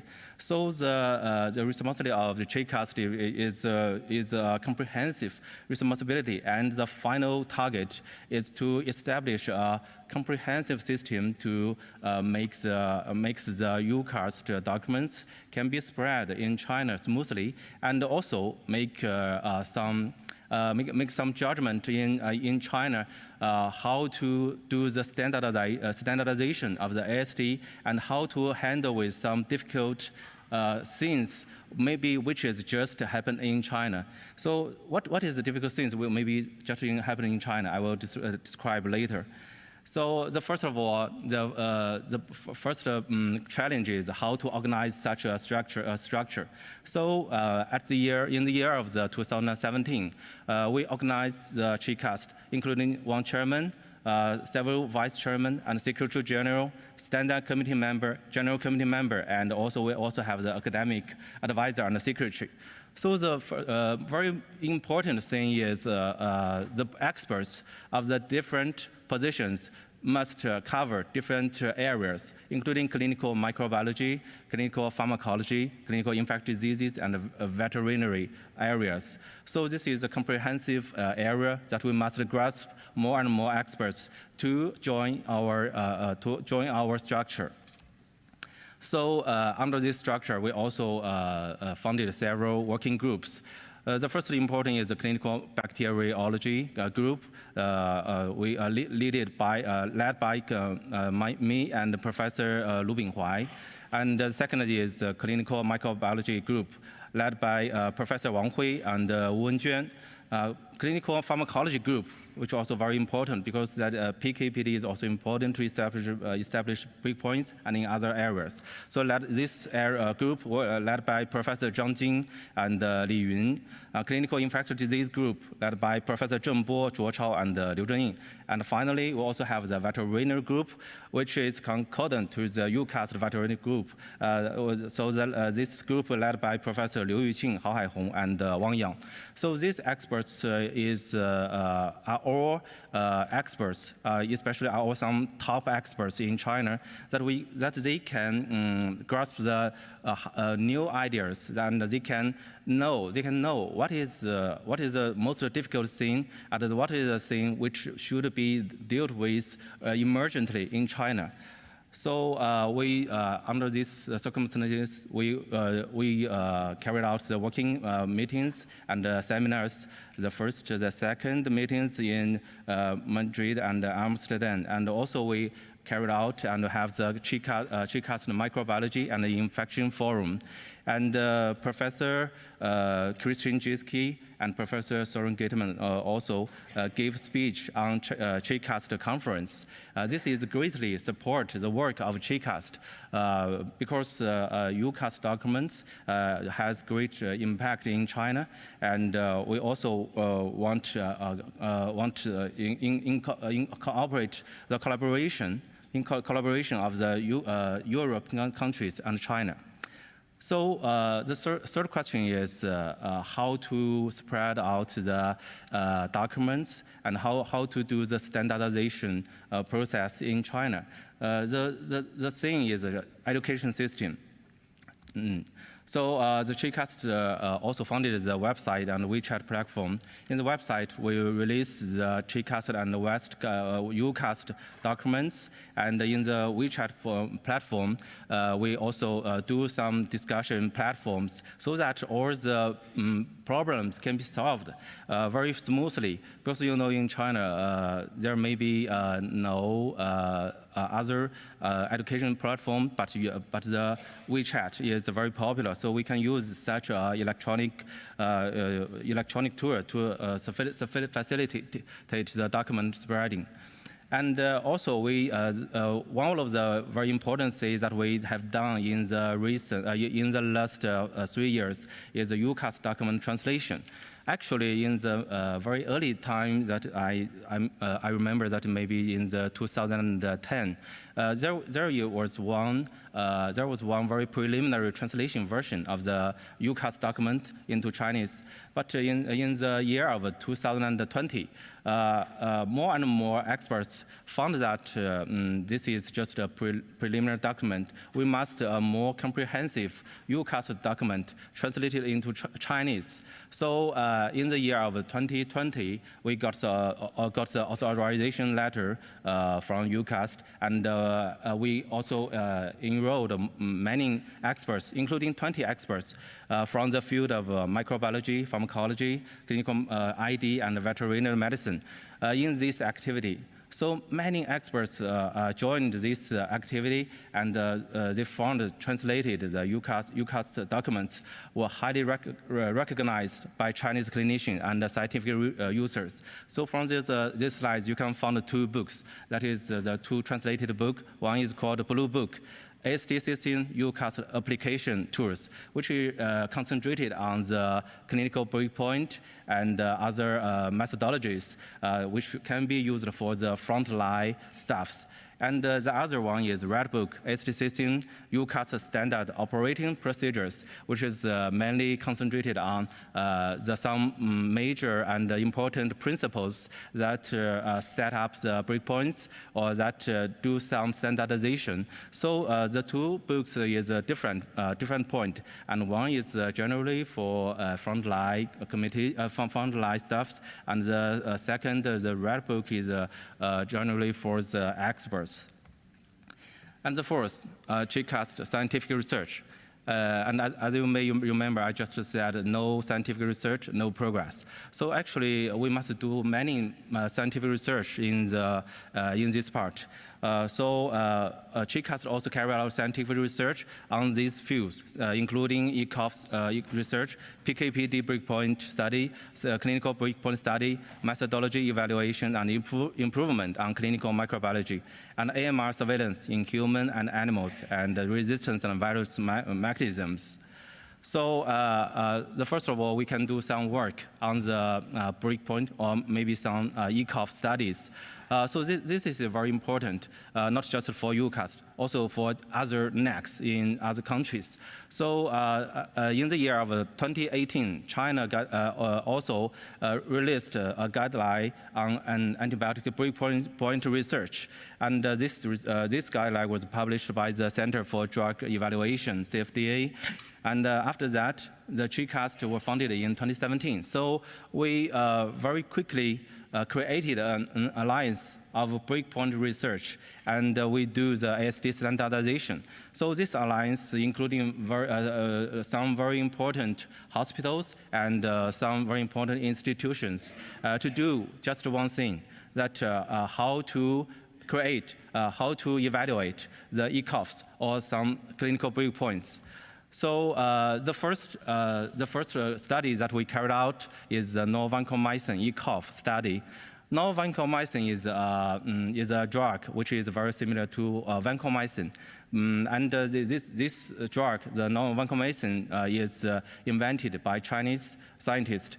But so the novel vancomycin is widely used in China, but hardly used or never used in Europe or in America. So other documents such as the Eucast documents and CSI documents or did not have the clinical breakpoints or even have no ECOFs on this drug, novel vancomycin. So after the Eucast establishment, we found we must do something to guide the Chinese clinicians how to correctly use and how to report the sensitivity of the novel vancomycins to other pathogens. So we do a multi-drug study aligning to the Eucast SOP documents.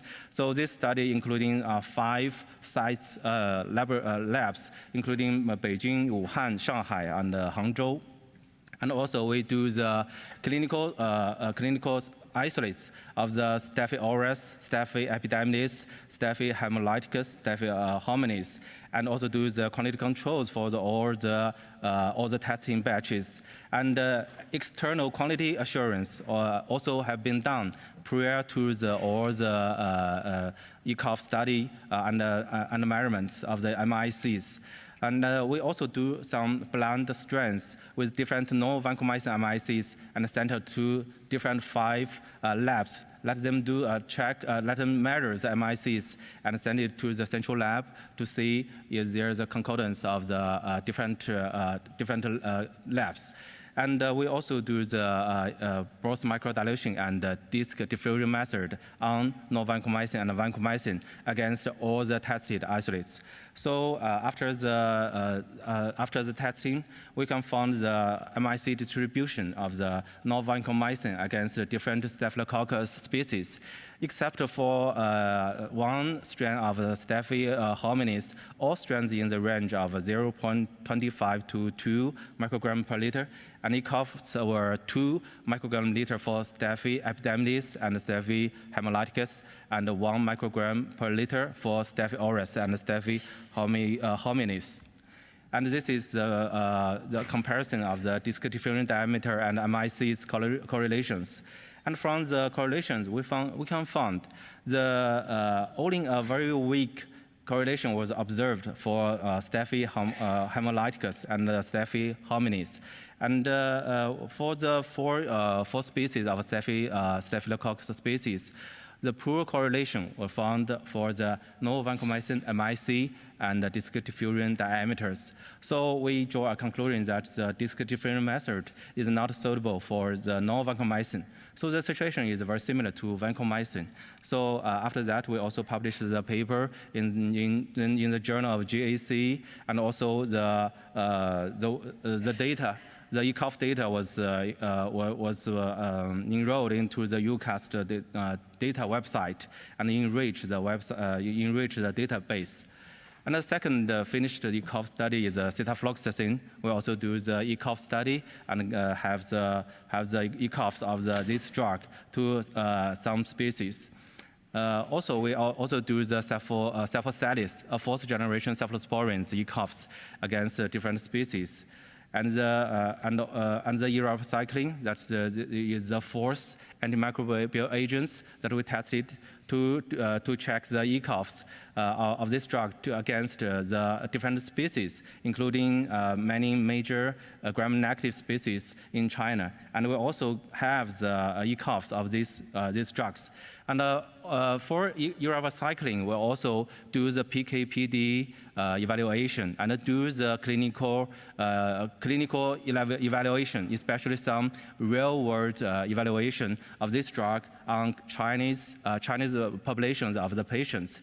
So in the last year, we also have a clinical breakpoint of cycling, which released by Eucast, and we established clinical breakpoints for cycling against E. coli, Klebsiella pneumonia, Acinetobacter, Staphy aureus, Enterococcus, and Streptococcus aeruginosus. So this is what we have done in the recent years, and we also found this is very important and also useful for the NACs. Because you know the different NAC has a different situation, so we must do something to make our own country's standardization more better and also align for the Eucast documents. So one of the drugs that we are going to do right now is imipenem phenobarbital. And just Mandy has said some beta-lactamase and beta-lactamase inhibitor combinations. So the phenobarbital also is a drug which invented by Chinese scientists. So we also do the evaluation on this drug. So this phenobarbital can inhibit class A, class C, and some class D enzymes of the compatibilities. So more than nearly 2,000 bacterial strains were collected from 5 hospitals in China, and we also have done the ECOF studies on the imipenem phenobarbital ECOFs. So some ongoing research, including novel vancomycin PK/PD and the citalfloxacin PK/PD and the imipenem phenobarbital clinical breakpoint. Besides the clinical breakpoint and ECOF studies, we also found some other scientific work is very important, such as the AST method evaluation and standardization. So we also done some research on the method evaluation. So we also do the evaluation on blood culture, rapid AST testing. So many of you may have done this test on your routine work. So we also have evaluated such a test in Chinese hospitals. And second, we also do the antibiotic activity evaluation because Chinese have a large number of population, so we also have different patterns of the pathogens from different districts. So we collect the isolates from different districts and do the antibiotic evaluation for some certain drugs. And the fifth is AMR surveillance. So the final target that we do such works is curbing the antimicrobial resistance. So we must do some surveillance on AMR. So in China, Eucast has leading some very big national level and AMR surveillance network, including gram-positive bacteria, gram-negative bacteria, and fungi surveillance. And finally, we also do some research on the resistance and the virus mechanism. Because you know the mechanism is the leading factor that led to the pathogenicity and also the resistance. So we must do the mechanism research. So the fifth thing is Eucast standardization and the guidelines. As you have just said, maybe some experts also said, we must firstly do some work on the document. And after the document is released, we must do the standardization and the guidelines spread out to do some education work. So Eucast also have done some standardization in China, such as the prevention strategy of clinical important MDR bacteria infection, and also the antimicrobial susceptibility testing and breakpoint interpretation of polymyxins. So maybe some audience from United States, but you know in United States, the CSI suggests we don't report polymyxin susceptible, just report polymyxin intermediate or just don't report polymyxin resistance, just to report others. So actually, we found some ideas to send that we must do some our suggestions from Eucast to do some polymyxins interpretations. So we also have done guidelines on clinical fungal laboratory construction and other documents in the area of the antimicrobial susceptibility testing. The sixth, the Eucast work plan in the future.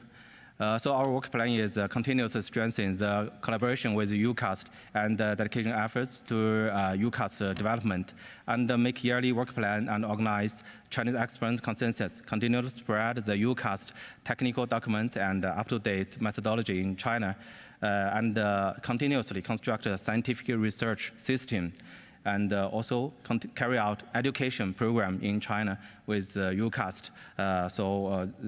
Also, I think this work plan is also very important because we have some basic works, so we can do more things under some basic works.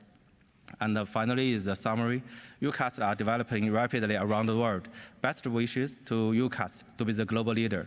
And next are important effective platforms which can make the ISD system more internationally and scientifically. However, more cooperation is required. But finally, I think whether the document, the system is located in Europe or in China or in America, the person who finally benefit are patients around the world. So acknowledgement including Eucast, and very honored to be one of the representative of general committees of Eucast, and also acknowledgement to all my Eucast colleagues in China. And this year is the Chinese lunar horse year. So the final slide is to all of you that happy year of the horse. And may you achieve immediate success. Thank you. Thank you very much for your talk. I think you've achieved immediate success in educating us about all the different activities that are happening in China. So thank you for that. And I think Marlene will introduce the final speaker before the discussion period. Last but not least, I'm happy to introduce our final speaker, who will talk about the role of clinical data in setting breakpoints. Jesus Rodriguez Baño, who is professor of medicine at the University of Sevilla, head of infectious disease at Hospital Macarena, and past president of ESCMID and current chief editor of CMI. Thank you very much, and thank you to the organizers for inviting me. I will try to discuss the role of clinical data in setting breakpoints. I have no conflict of interest for the talk. And we will briefly review what type of studies can be performed, how can we provide associations, either crude or adjusted, and some examples of that and problems with those, some aspects in methodology, and some lessons that we learned with a specific project that we developed trying to answer the question of clinical data for setting a breakpoint. So of course, you all know how breakpoints are settled based on in vitro studies, animal models, PK, PD, etc.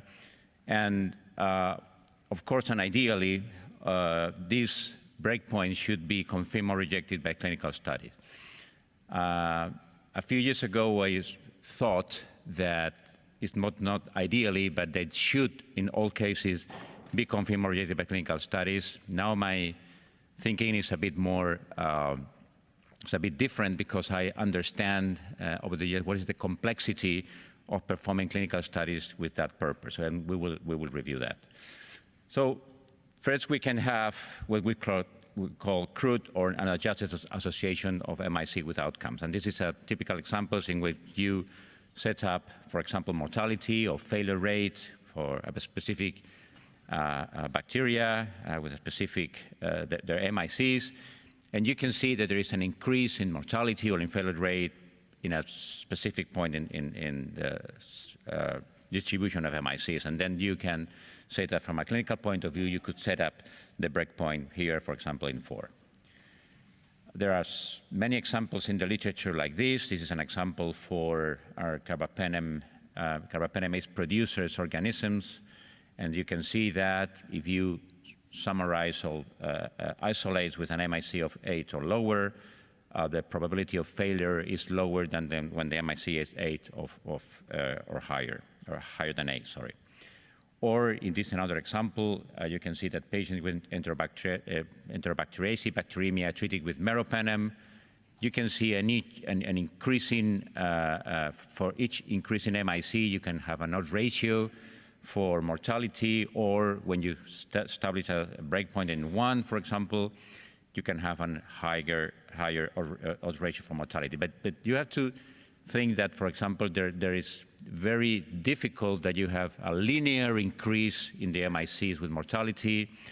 And in the second example, when the meropenem MIC is settled up as 1, you can see that the confidence interval is really, really wide. So your accuracy of your estimate is very low. The problem with crude association is that you're not considering other variables that are relevant. And if you do a meta-analysis like we did a few years ago, including papers in which crude associations are considered, what we are doing here is multiplying the bias for the numbers of patients included. So we recognize now that this type of meta-analysis, this type of studies are very limited and are subject to important bias. And probably we should not be performing them. This is another example of another meta-analysis having the same problem, that studies included are studies only with crude associations, and we are multiplying the bias for the number of studies that we are including. This is what we're talking about. We have a MIC distribution, we have a crude association with outcome, but the problem is that there are other variables interfering here.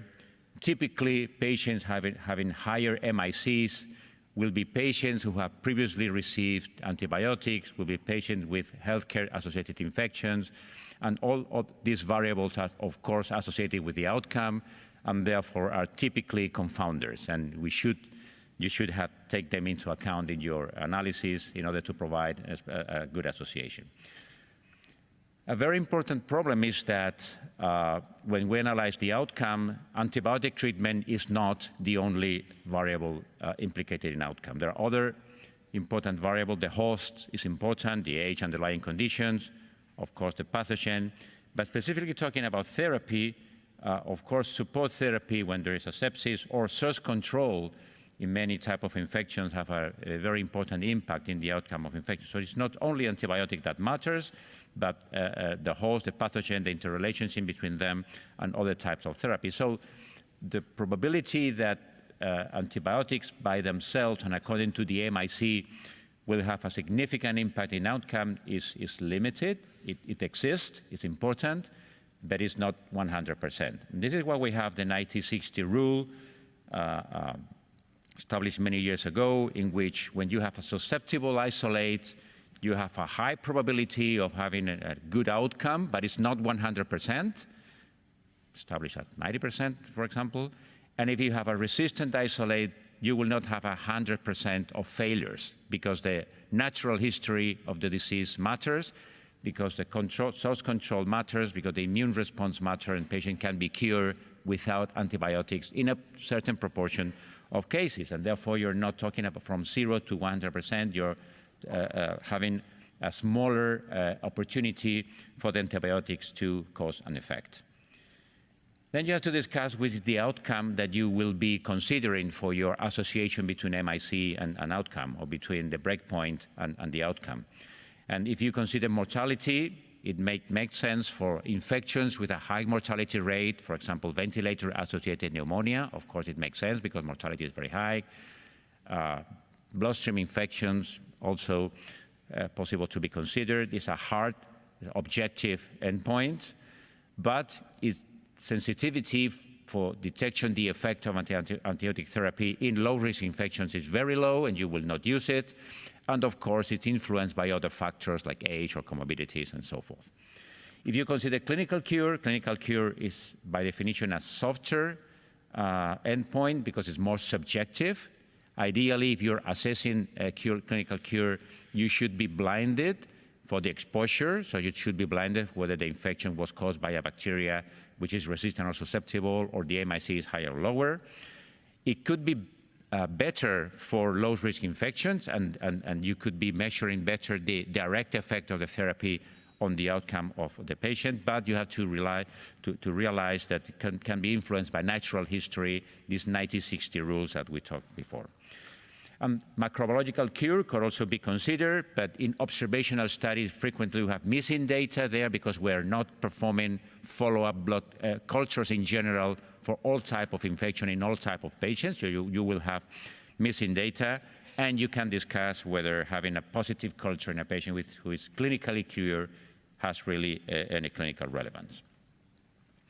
But of course, one of the variables that we've seen that is very relevant is the source of infection. The source of infections can have a big influence in the outcome of patient, and you have to consider that when you're analyzing the association of a breakpoint or MIC with the outcome. This is a small example of a study that we did in patients with bacteremia due to ESBL protein E. coli treated with piperacillin tazobactam. But you can see that patients who have a UTI, the mortality was 0, regardless the MIC breakpoint. But for other sources with low MIC, there was no mortality, but for intermediate or high MIC, there was some mortality. This is very limited data because the numbers are very low, but it shows you that the source of infection matters as a variable to be considered in different studies. And you have to do what we call direct acyclic graphs, in which we try to understand how the different variables are associated with an outcome. And then these type of graphs are useful in order to understand how the variable should be included in our studies in order to provide an appropriate estimation. So we have the pathogen resistant. You can see that host factors like age or comorbidities will be associated with mortality, with the outcome, but will also be direct or indirectly associated with pathogen resistance, therefore are confounders, the source of infections is important, etc. So we need to consider and understand which variables are relevant. As an example, we tried to develop a mortality score, a predictive mortality score in patients with bacteremia. We have a prospective database called the PROBAC cohort in Spain, performing in 26 hospitals. And we could gather 6,000 patients, 4,000 were used as a derivation cohort, and 2,000 were used as a validation cohort.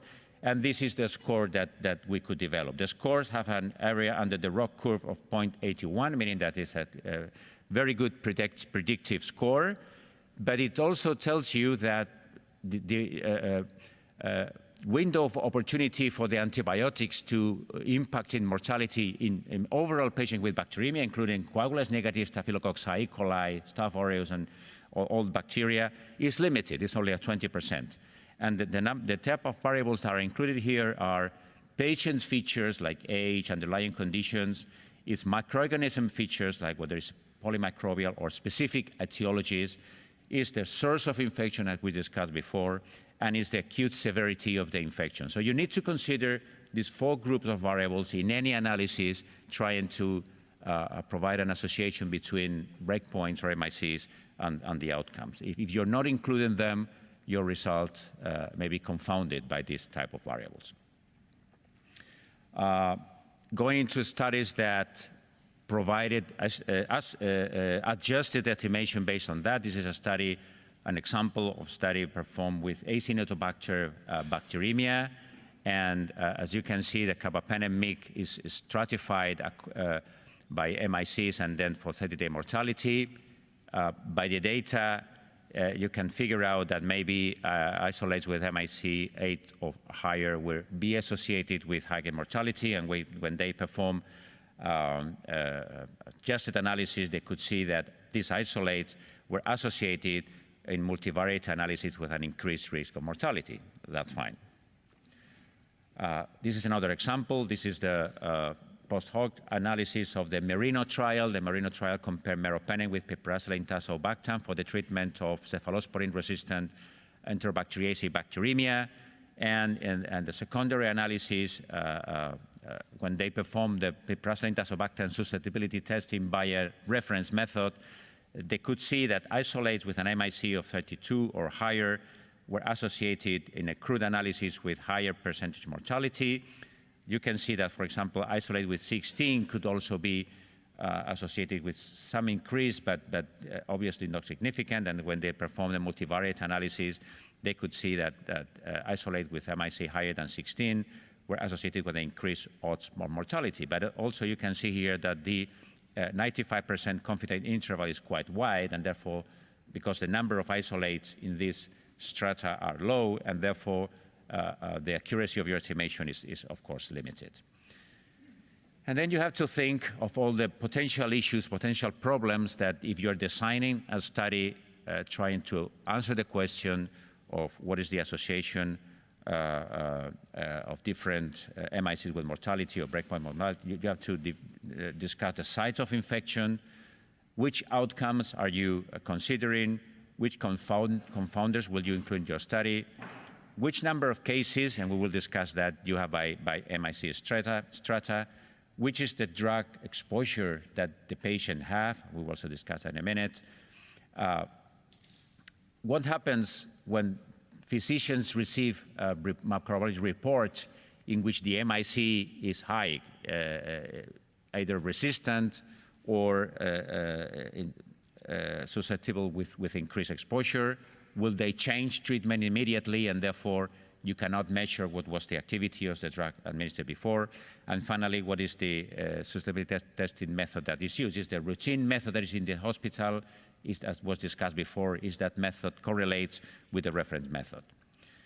So if you think how to develop a perfect study or a good study, will be an observational study, as we will see, and probably one adequate method to try to do that is to try to emulate what would be the trial, the randomized trial that you would have liked to do if that was possible. So the methodology is called target trial emulation. So you have a target trial that is the trial that you would like to do. You cannot do it, then you do an observational study. But you do design your observational study considering these 7 factors in which you will try to emulate the trial that you would have liked to do. The problem here is that the trial that we would like to do is impossible. It's impossible by definition because we cannot randomize patients to have an MIC. The isolate have the MIC that they have, you cannot randomize them. And therefore, you cannot do a trial. You can only do observational studies. But you have to think of, imagine that this was possible. How would you do your trial? And therefore, you need to consider these 7 points. So what are the eligibility criteria? A patient with monomicrobial infection, whatever the infection, bacteremia, whatever, caused by a pathogen or by a group of pathogens for which the breakpoints make sense. And in your emulation study, you will do the same. Treatment strategy, the initial treatment should be with the drug of interest. It's not the treatment that you are providing like in day 7 or in day 10, because what happens in the first days is very important. And so you will include in your observational studies patients who have received that antibiotic from the beginning of the infection in a specific time window, like first 12 hours or first 24 hours. And you need to expose the patients for at least a potential time for the antibiotic to be effective.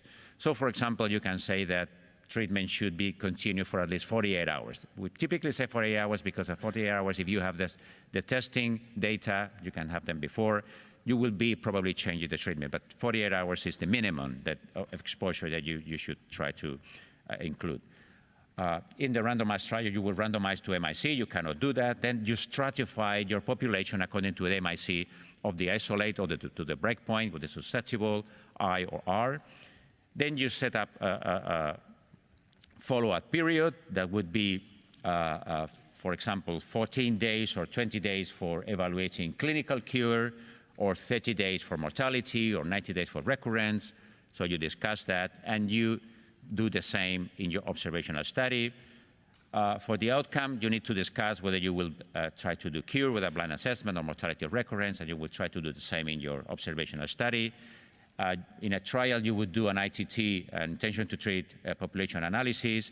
But it's very difficult to do that in an observational study like this because probably patients not receiving in a randomized trial, if you are assigned a treatment, that assignment puts you in the intention to treat analysis. But in the observational study, if a patient do not receive the antibiotic or the antibiotic is not received for 48 hours, you could not evaluate that patient, so you will perform a protocol analysis in patients receiving the minimum time of therapy. And then for the analysis plan, you will need to do some methods controlling the confounders like logistic regression or a propensity-based inverse probability of treatment weights or some other method. So somehow with that in mind, we developed the bacteremia MIC project some years ago. It was a prospective multi-center core study performed in Spain. We included adults with monomicrobial bacteremia due to Enterobacterales, treated initially with a beta-lactam or a quinolone in monotherapy, and the drug should have been started in the first 12 hours from the moment the blood cultures were obtained. So just to guarantee that it was a first treatment monotherapy with those drugs, and the drug should be continued for at least 48 hours. So it's a per protocol analysis. If the patient received less than 48 hours, they were excluded from the study. So we decided to include different outcomes just to capture as much as possible the effect of the drugs. So we measured failure at the end of the antibiotic treatment, but also at day 21, and failure was defined as persistent, recurrent, or new symptom of infections, or need to switch to another antibiotic because of a perception of failure or death. And we also measure mortality at day 30. So the exposure of interest, of course, was the treatment with the different drugs, and we group cephalosporins, mostly third-generation cephalosporin, amoxiclav, piptazo, carbapenems, and fluoroquinolones. And we included the confounders that we discussed before, like demographics, underlying conditions, acute severity, and source of infection. So in my mind, as an investigator, it was more or less what we've discussed before that could provide some relevant results. And of course, we try to compare the results that were obtained by the MICs that were performed on-site in each clinical microbiology laboratory with a reference method, because the isolates were submitted to a hospital for a reference method IST testing. So what was the first outcome of the study? We could recruit a good number of patients. We could recruit 1,000 patients with bacteremia with all those strict criteria. But when we split our patients by the antibiotics that they were receiving, and therefore the analysis that we could be performing for these antibiotics, we see that we didn't have enough patients who had received cephalosporins or fluoroquinolones as first-line therapy with those criteria to perform any meaningful analysis. And when we went to the MIC variability, we needed an MIC variability in order to split the population in those MICs. We could see that most of the isolates were very susceptible to carbapenems, and therefore there was no MICs in the, let's say, near the breakpoint data. So at the very end, we could only, despite having 1,000 patients, we could only make some meaningful analysis for perplastin, tazobactam, and amoxicillin clavulanate. So what were the results of these two antibiotics? So first, for perplastin, tazobactam, you can see that when we split the population for the MICs, you can see that there was a good split, but the number of patients with MIC of 8 were only 20, MIC 16 were only 8, or MIC of 32 or higher was only 12. So that means that even if you have a good split, the numbers in the area where we wanted to see there was an effect was very limited. And when we try to measure failure at 21, you can see there was no big difference. There was somehow higher number of failures in an MIC of 8 or higher, but the numbers are very limited. And when we have a look at mortality, the result was very similar. In the study, we also tried to estimate the target attainment, like time over the MIC. And when we set up a target of 40% of the time above the MIC, you can see that and estimating the figures with the creatinine clearance of the patients and their weight and some other variables, only MICs with 32 or higher have a lower probability of reaching the target. And when the target was set up as 100% of the time, there was a more differences according to MIC, and then there was a significant increase even with MICs. But when we tried to set up the multivariate analysis, trying to see whether the breakpoint that we could establish according to the number of patients that we have, like was patients with what we call borderline MIC, like A16, compared to lower MICs, you can see that neither in failure at day 25, 21, at the end of piperacillin tazobactam treatment or mortality, we could not find relevant result, a significant result. Does it mean that the MIC or the breakpoint doesn't matter? No, it means that we weren't be able to demonstrate that it matters, but probably it matters. So these studies shows the difficulty and complexity and the importance of other variables in the outcome of the patient, and we would have need a much higher number of patients with those MICs to probably provide a result. With amoxicillin clavulanic acid, we try to do the same exercise. We need to understand for those results that 64% of the infections caused by Enterobacteriaceae were UTI, 60% of them were biliary tract, so let's say these are the easiest sources of infection. 76% of the bacteria were E. coli, and 80% of the patients received 1.2 grams of amoxicillin clavulanic acid every 8 hours as the treatment of their infection. In this analysis, we try to compare the CLSI method, at least at that time when we performed the study, that was using 1.2:1 correlation of amoxicillin and clavulanic acid. So we set up the breakpoints at 4.2, 8.4, and 16.18. And by using that method, we could only see that with an MIC of 8.84 or higher, there was an increased risk of failure when amoxicillin clavulanic was used for that specific MIC. But we could not see an effect, a significant effect for other breakpoints or for other endpoints. When we studied the same database with the Eucast method, again at that time it was a fixed concentration of clavulanate at 2, as you know, we could see that when the MIC was higher than 16.2 or 13.2, we could see an increased risk, and this is adjusted analysis, for failure at the end of amoxicillin clavulanic acid treatment or for failure at day 21. We could not see a clear effect on mortality. Again, it does not mean that it's not an effect on mortality. It means that with this type of infection, with this distribution of MIC, we could not see that effect. Could there be an effect for A2? Yes, of course there could be, but again, it depends on the numbers, it depends on the data that you have and whether you can have enough power to demonstrate the effect. So with all that in mind, my conclusion will be that, of course, whenever possible, breakpoints should be validated in clinical studies. I think that's a reasonable take, but clinical studies for this matter are really, really complex. And my, let's say, sin of youth that a few years ago I thought that we should be doing and easily be demonstrated that in clinical studies we could validate or reject breakpoint is not that easy. You need to do an observational design because you need, and ideally you should emulate the impossible trial that you would like to perform. We need very large sample sizes to demonstrate the effect with enough number of patients per MIC and with a good split in MIC and good variability to have the possibility of finding what is a breakpoint or MIC correlation.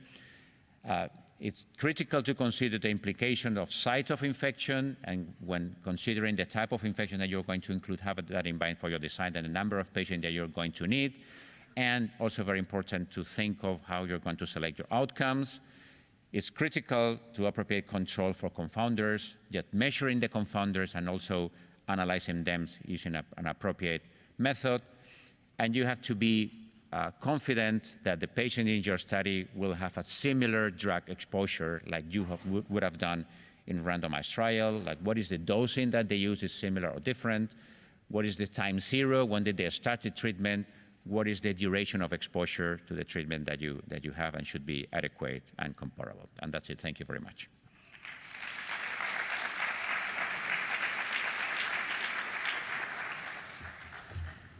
Thank you very much, Jesus, for this very nice presentation. It now walked us from the in vitro to the in vivo, so it's the perfect way to end this annual session. We thank all the speakers and we invite them for the Q&A questions.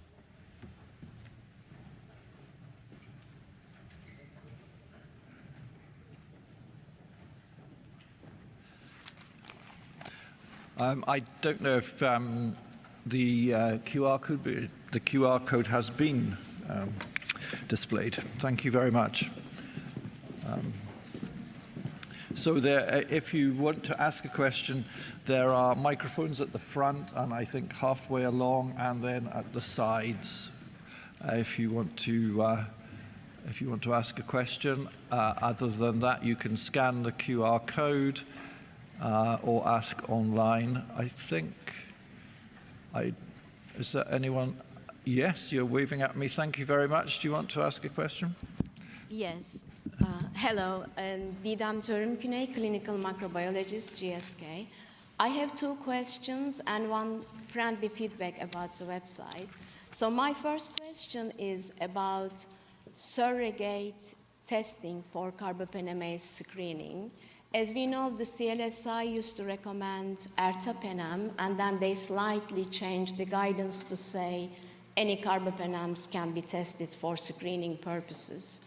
And the Eucast recommends meropenem. After all these most recent updates, is it remained the same, or do you also recommend to test any carbapenems? This is my first question. And the second one is about the definition of multi-drug resistance, because most of the scientists in the world at the moment, they are using not susceptibility, meaning intermediate resistant and resistant rates. And some scientists are using prevalence of resistance. But Eucast doesn't have intermediate resistance breakpoints. So what is your definition for MDRs? And also there is a need in the world to align these definitions to make meaningful data comparisons. And do you do anything for alignment purposes? And finally, my friendly feedback about the website. I really love to check your Eucast implementation maps in the world, because it's really important for us as clinical microbiologists to understand which countries are using purely Eucast, which are in transition periods, especially outside of Europe. But I cannot find these maps anymore, so it would be great to put them on your first page if possible. Thank you so much. Okay, thank you for all your questions. Chairman, do you want to make a start on that? You're looking keen. Yes. The first question on screening for carbapenemases. This document is currently being worked on. And so there will be a new recommendation by Eucast soon. And so this is coming up. For the moment, it is true that we recommend using meropenem. Fine. The second question was... MDR definition. MDR definition? The MDR definition. Oh, yes. Yes, we are also working on an MDR definition, but usually do not think that the breakpoint setting committees are the ones who decide on the definitions of MDR, XDR, or whatever you want to call that.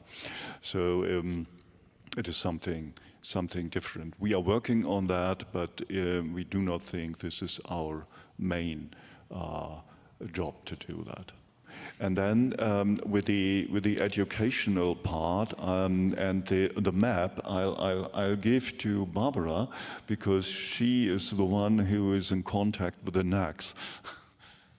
Well, I would rather also comment on your question too. As far as I understood your question, you were also asking, should you report S and I together or I and R together? And that from a Eucast point of view, with a new I definition since 2019, I think the I meaning susceptible increased exposure, you should not put the I together with the R. That doesn't make sense.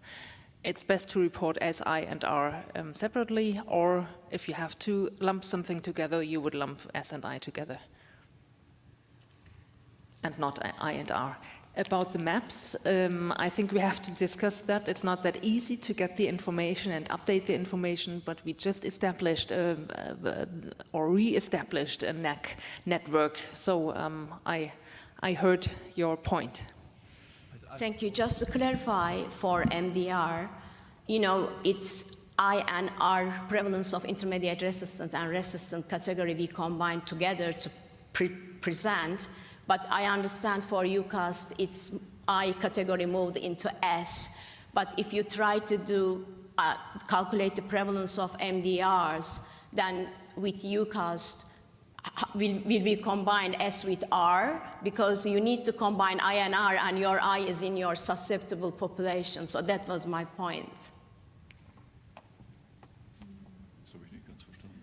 I'm not sure we entirely understood your point, and I think we just have to, sorry. I think the whole concept of MDR is a concept that is to be used for a clinician to understand that a bacteria is resistant to to several of the useful drugs that you will use a first line for treatment. And so you can decide it's 2, 3, 4, whatever. But at the end, you have to be resistant. If you can treat it even with high exposure, we should consider it as susceptible. You can treat with the pathogen with an antibiotic. So I would include only resistant isolate for the multi-drug resistant My point, concept. I am with you, and I think it should be prevalence of resistance more than relying on intermediate resistance and resistance. I agree. So we agree. Thank you. Okay, thank you. I think we just move along. Sir, over there, are you waiting for a question? Yeah. Yep. Michael Leung from Australia. I was very interested in Barbara's opinion about whether or not to report an MIC. I wanted to know whether that's actually a Eucast policy from now on, because I recall other lectures and talks in the past where other Eucast members were very thought the reporting of MICs was very important, particularly from specific countries, and I just wanted to know whether this is an overall Eucast recommendation from now. Well, I think you have heard my opinion, and I think that is in accordance with the other opinions, but if anyone else from the Eucast Steering Committee wants to say something about it, that is, of course, more than welcome. No, it is very clear that there are specific situations where you would need an MIC, and Barbara has named them. It is especially if you have a resistant isolate and you still need some treatment, and then you might pick the most appropriate duck. I'm not discussing now what will be the most appropriate of those. But the most important thing and the most important message is that below the ECHOF, you should never use an MIC to guide therapy. Some people might be tempted to adjust the dose according to the MIC they measured. This must fail. This is not a good idea. And so the Eucast opinion is, and this is again my opinion, but I think many of the steering committee would follow me, that the DIS test and the reporting SIR is better than you thought. I'm not disputing what you're saying. I'm just recalling that Eucast discussions in the past where some committee members were very vehement in wanting to report MICs almost routinely on some of their reports. So I think it seems like there's been a change of opinion. Right. Thank you. Sir? Hi, sorry. I'll try. Hi, Mike Satlin from Cornell, and I'm co-chair of the CLSI Breakpoint Working Group. So I was struck by, it's a little bit of a comment, I'm sorry, not a question, but I want to get your feedback. So there's been this elusive holy grail of trying to find clinical data, as I think you nicely showed, Dr. Rodriguez-Baño. And one of the challenges is, as Barbara showed, that when you're looking at outcomes by MIC, within the wild type distribution, it's very muddy, right? And then when breakpoints are set, if they're set close to the ECV, in an observational study, when the isolate is reported as intermediate or resistant, the clinicians are going to change the antibiotic therapy. So you're not going to be able to measure the impact of the therapy on outcome, which leaves a very small window of breakpoints where the breakpoint is set above the epidemiologic cutoff value, where you even have a chance to discover that perhaps the breakpoint is set too high. And it's a little bit of a comment, and I hate coming up and saying comments, but this is something I've struggled with, and I'm wondering if you have any thoughts about roadmaps about kind of how to overcome these challenges. Maybe Dr. Rodriguez-Baño, I'm curious what your thoughts are. I totally agree. So the possibility that you find a striking difference in one MIC point is very low.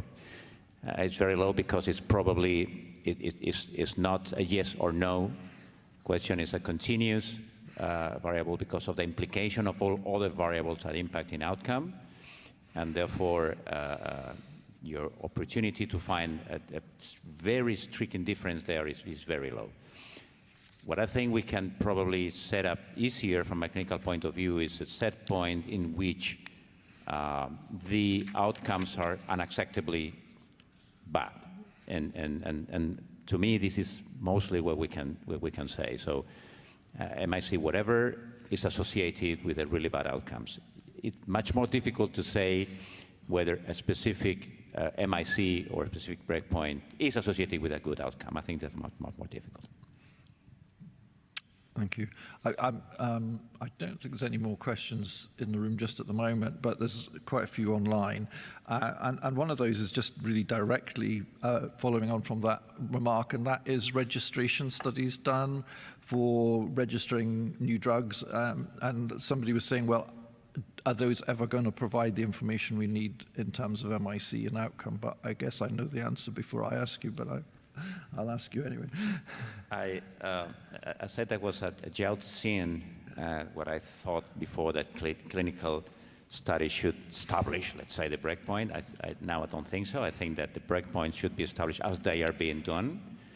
And clinical studies can modify that or provide a new hypothesis for a small change in that. But so before a drug is commercialized, the setting of a breakpoint should be done as it's being done by Eucast. And then the dosing of the drug and the clinical trial should be performed based on that. And then we should try to test with clinical studies whether this makes sense or whether this has an idea that probably the breakpoint is too low or too high or whatever, but after the establishment of a breakpoint that has been done with the present methods. Thank you. And there's another question actually, which was following on from the MAPS issue, which I think was more related to your talk about China, and that is whether how you assess the proportion of Chinese labs that are following Eucast versus other methodologies, because you've obviously got a lot of labs to track. So. Yeah.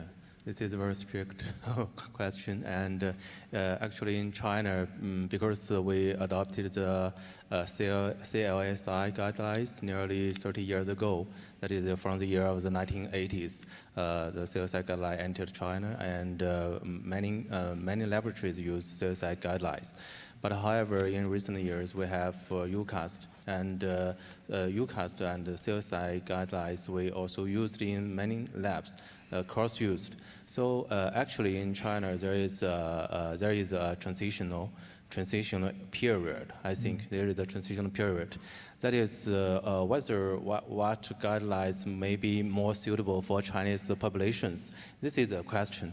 So actually I also asked this question to Eucast, and also give some supplies that the different NACs should have own opinion, and also maybe have some evaluations on the different guidelines in your own countries. Because just as I said in my slides, that the different situations occurred in different countries, including population, including pathogen, and including the different antibiotics. So actually in the next other than European countries and the United States, I think the different NACs should do some evaluation work on your own country. So actually, I just give a suggestion. I just gave an example for this question. That is in the year of the 2018. I think that year CLSI released guidelines that for polymyxin B and colistin, we can no longer report S, but just report I and R. And also the clinical point is R above 4 microgram per liter. So, but for the isolates which have the MIC, polymyxin MIC less than or equal to 2 microgram liter, how to report the susceptibility to the Chinese clinicians. So we have actually have a very broad discussions in China. Do we just use the CLSI document very simply, or just we must look at the Eucast documents, and finally we just must do some evaluations in Chinese such patients. So actually we have do some evaluations, such as the MIC distribution in Chinese isolates, and also do some real-world evaluation in Chinese patients. So finally, we have a consensus that we will actually adopt the Eucast guidelines that we also have the S as a category for polymyxins. Because for some patients, especially some bloodstream infection and some intra-abdominal infections, the polymyxins also have good outcome with MICs of less than 2. So, but in some patients, it is cannot be deniable that in some patients, especially in some respiratory tract infections, polymyxins sometimes did not have good efficacy against such infections. So we have a guideline that for some certain infections, we also use such as category. But for respiratory tract infections, we will add some comments to the report. We will also recommend we do the combination therapy for the polymyxins. So this is just an example for this drug. But I think for many NACs, they will also experience such problems that for some certain antibiotic and pathogen combinations, what guidelines may be more correctly affect the final outcome and which guidelines should be used. So I suggest the NACs to do some evaluation for their own patients. Okay, thank you very much. Thank you. Just sort of following on, there's a couple of questions about reporting, and one of them is really about that we give guidelines for individual agents, but should we also recommend which agent should be reported from, I don't know, a particular source, a sputum specimen, a urine specimen, because at the moment we leave that to local practice, and whether it would be advantageous to suggest a core set of things that are to be reported, for example. So it's about testing and reporting panels. Yes. Yes. Yes. Well, as a chair of the Nordic AST committee, so yes. The AST committee in the Nordic countries, I can see that in several of the Nordic countries this exists.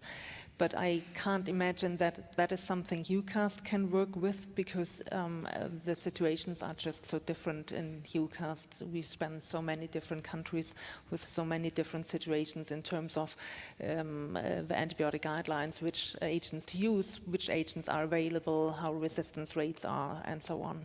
So that would be my opinion on that. It's probably more of a NAC thing just than a to Eucast comment, thing. it is job of the NAC. Yes, quite. Okay.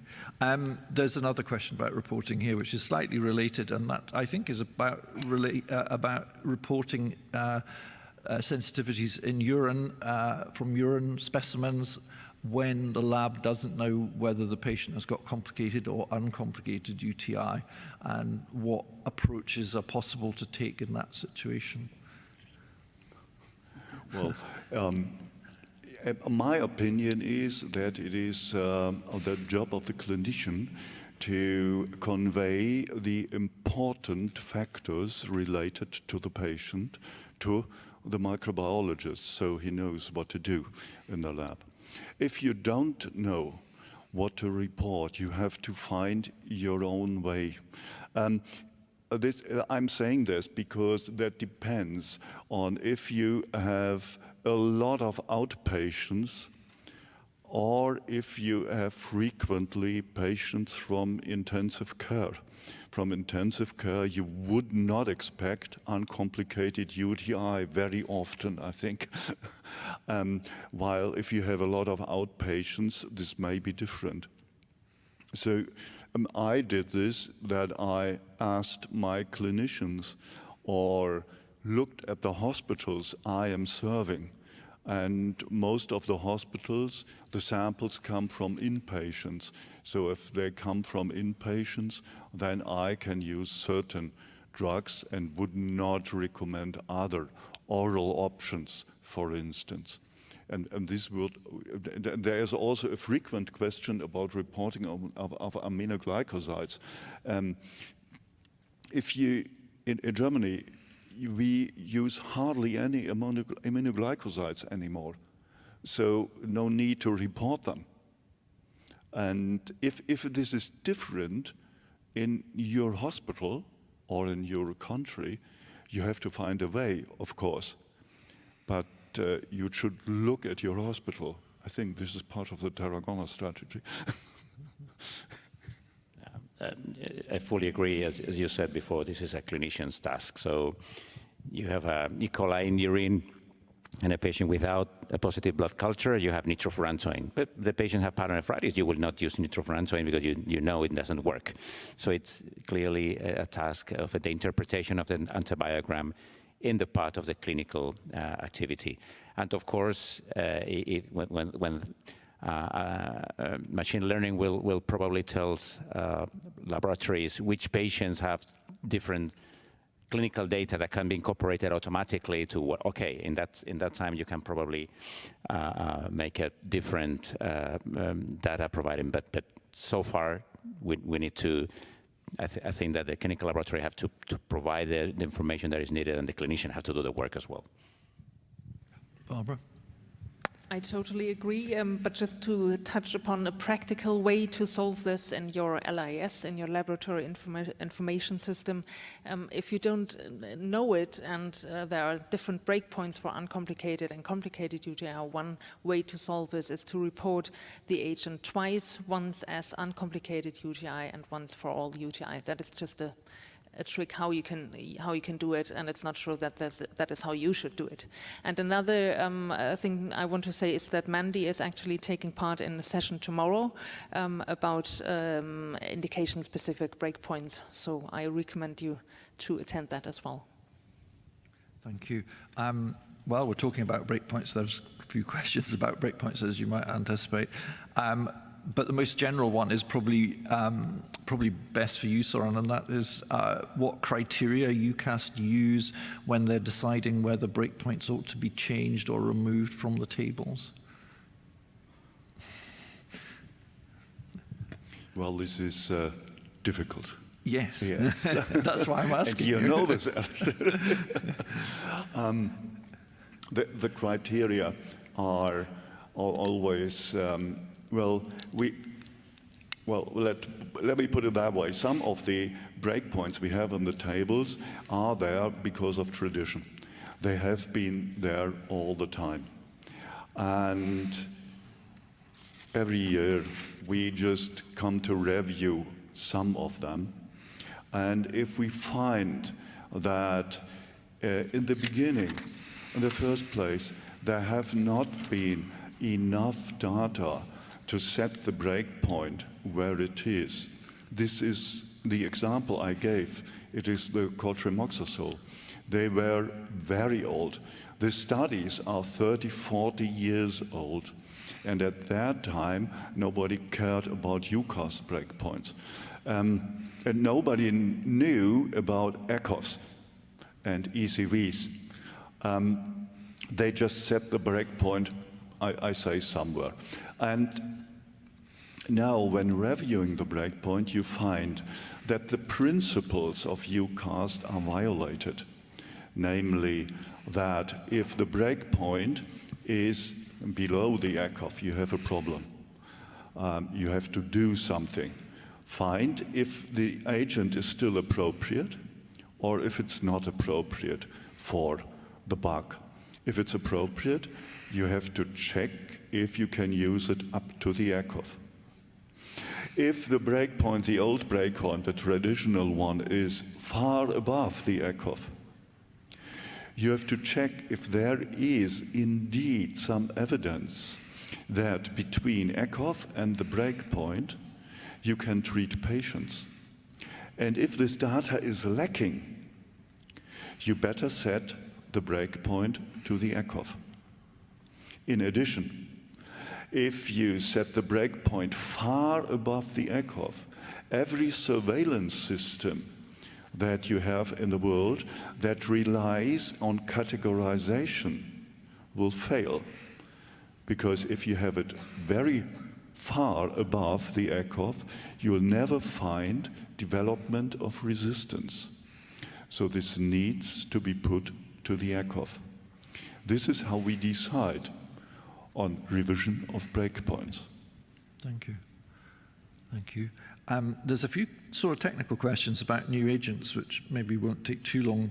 I mean, the first one's probably best for you, Mandy. Someone was asking if there was any particular testing problems with Astrionam avibactam, particularly in terms of NDM producing enterobacteriales.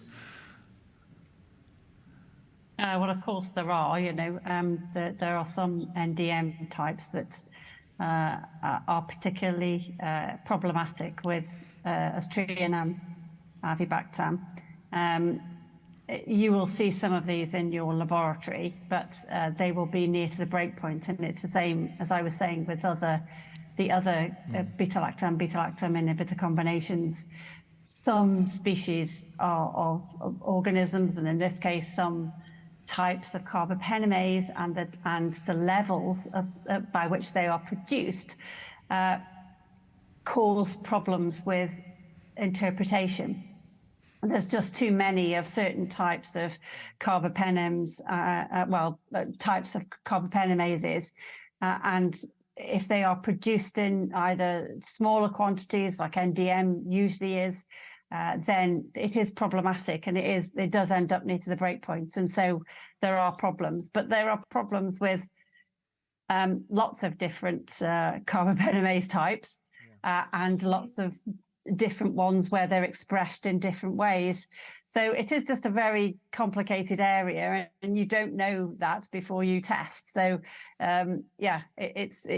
you sort of see them, and that's why really we sent out a lot in Eucast where there's NDMs and KPCs involved. And when we introduce a few more of these beta-lactam inhibitor combinations, we've got quite a lot of isolates with carbapenemases in the different types, different alleles of carbapenemases that we can send out to test this. I think that would be a good thing. Okay, thank you. There's another question I'm not sure I know the answer to, and that is whether there are going to be disc zone sizes for gepatitis, I presume the answer is yes, but rather than just MIC breakpoints? Yes, it was about the changed breakpoints and the disk sizes. Sometimes we need to change the disk diameters, the zone diameters, breakpoints, if the breakpoint, the MIC breakpoints change. Sometimes this is not necessary, meaning that the disk test is a very robust test and will detect actually the wild type and the non-wild type strains very good. You will see this with the Coachram breakpoints. Some of them have changed, some of them didn't change. And so this is only, sometimes it is the way that it is changed, and sometimes it does not. Okay, thank you. There's a question, I'm not going to ask you this question, so that's fine. There were, again, related to breakpoint changes with meropenem and vorbibactam, somebody, I think, was flagging up that if an MIC was 4 milligrams per litre, it would test as sensitive to, say, a Pseudomonas. With an MIC of 4, it would test sensitive to meropenem vorbibactam, but intermediate to meropenem, and quite what that means. Well, that's easy. The SMPC for meropenem says that there are 2 doses. One is 1 grams times 3, and the other is 2 grams times 3. Whereas meropenem verbobactam, there is only 1 dose, 2 grams meropenem plus 2 grams verbobactam 3 times a day. So for meropenem verbobactam, there cannot be an I, while for meropenem, there can be an I. And this is exactly this value, the 4. Yes. Thank you. I think we're more or less at the end. It's just about 11:27, so I think I'll take Chairman's action and give us 3 minutes off, and we'll close the session. So I'd like to thank you, the panelists, for your presentations. They were really great. Thank you also to the audience for sticking with us right to the end, and thank you for your questions, both orally and electronically, and thank you also to the significant number of people that were joining online. So thank you to you all.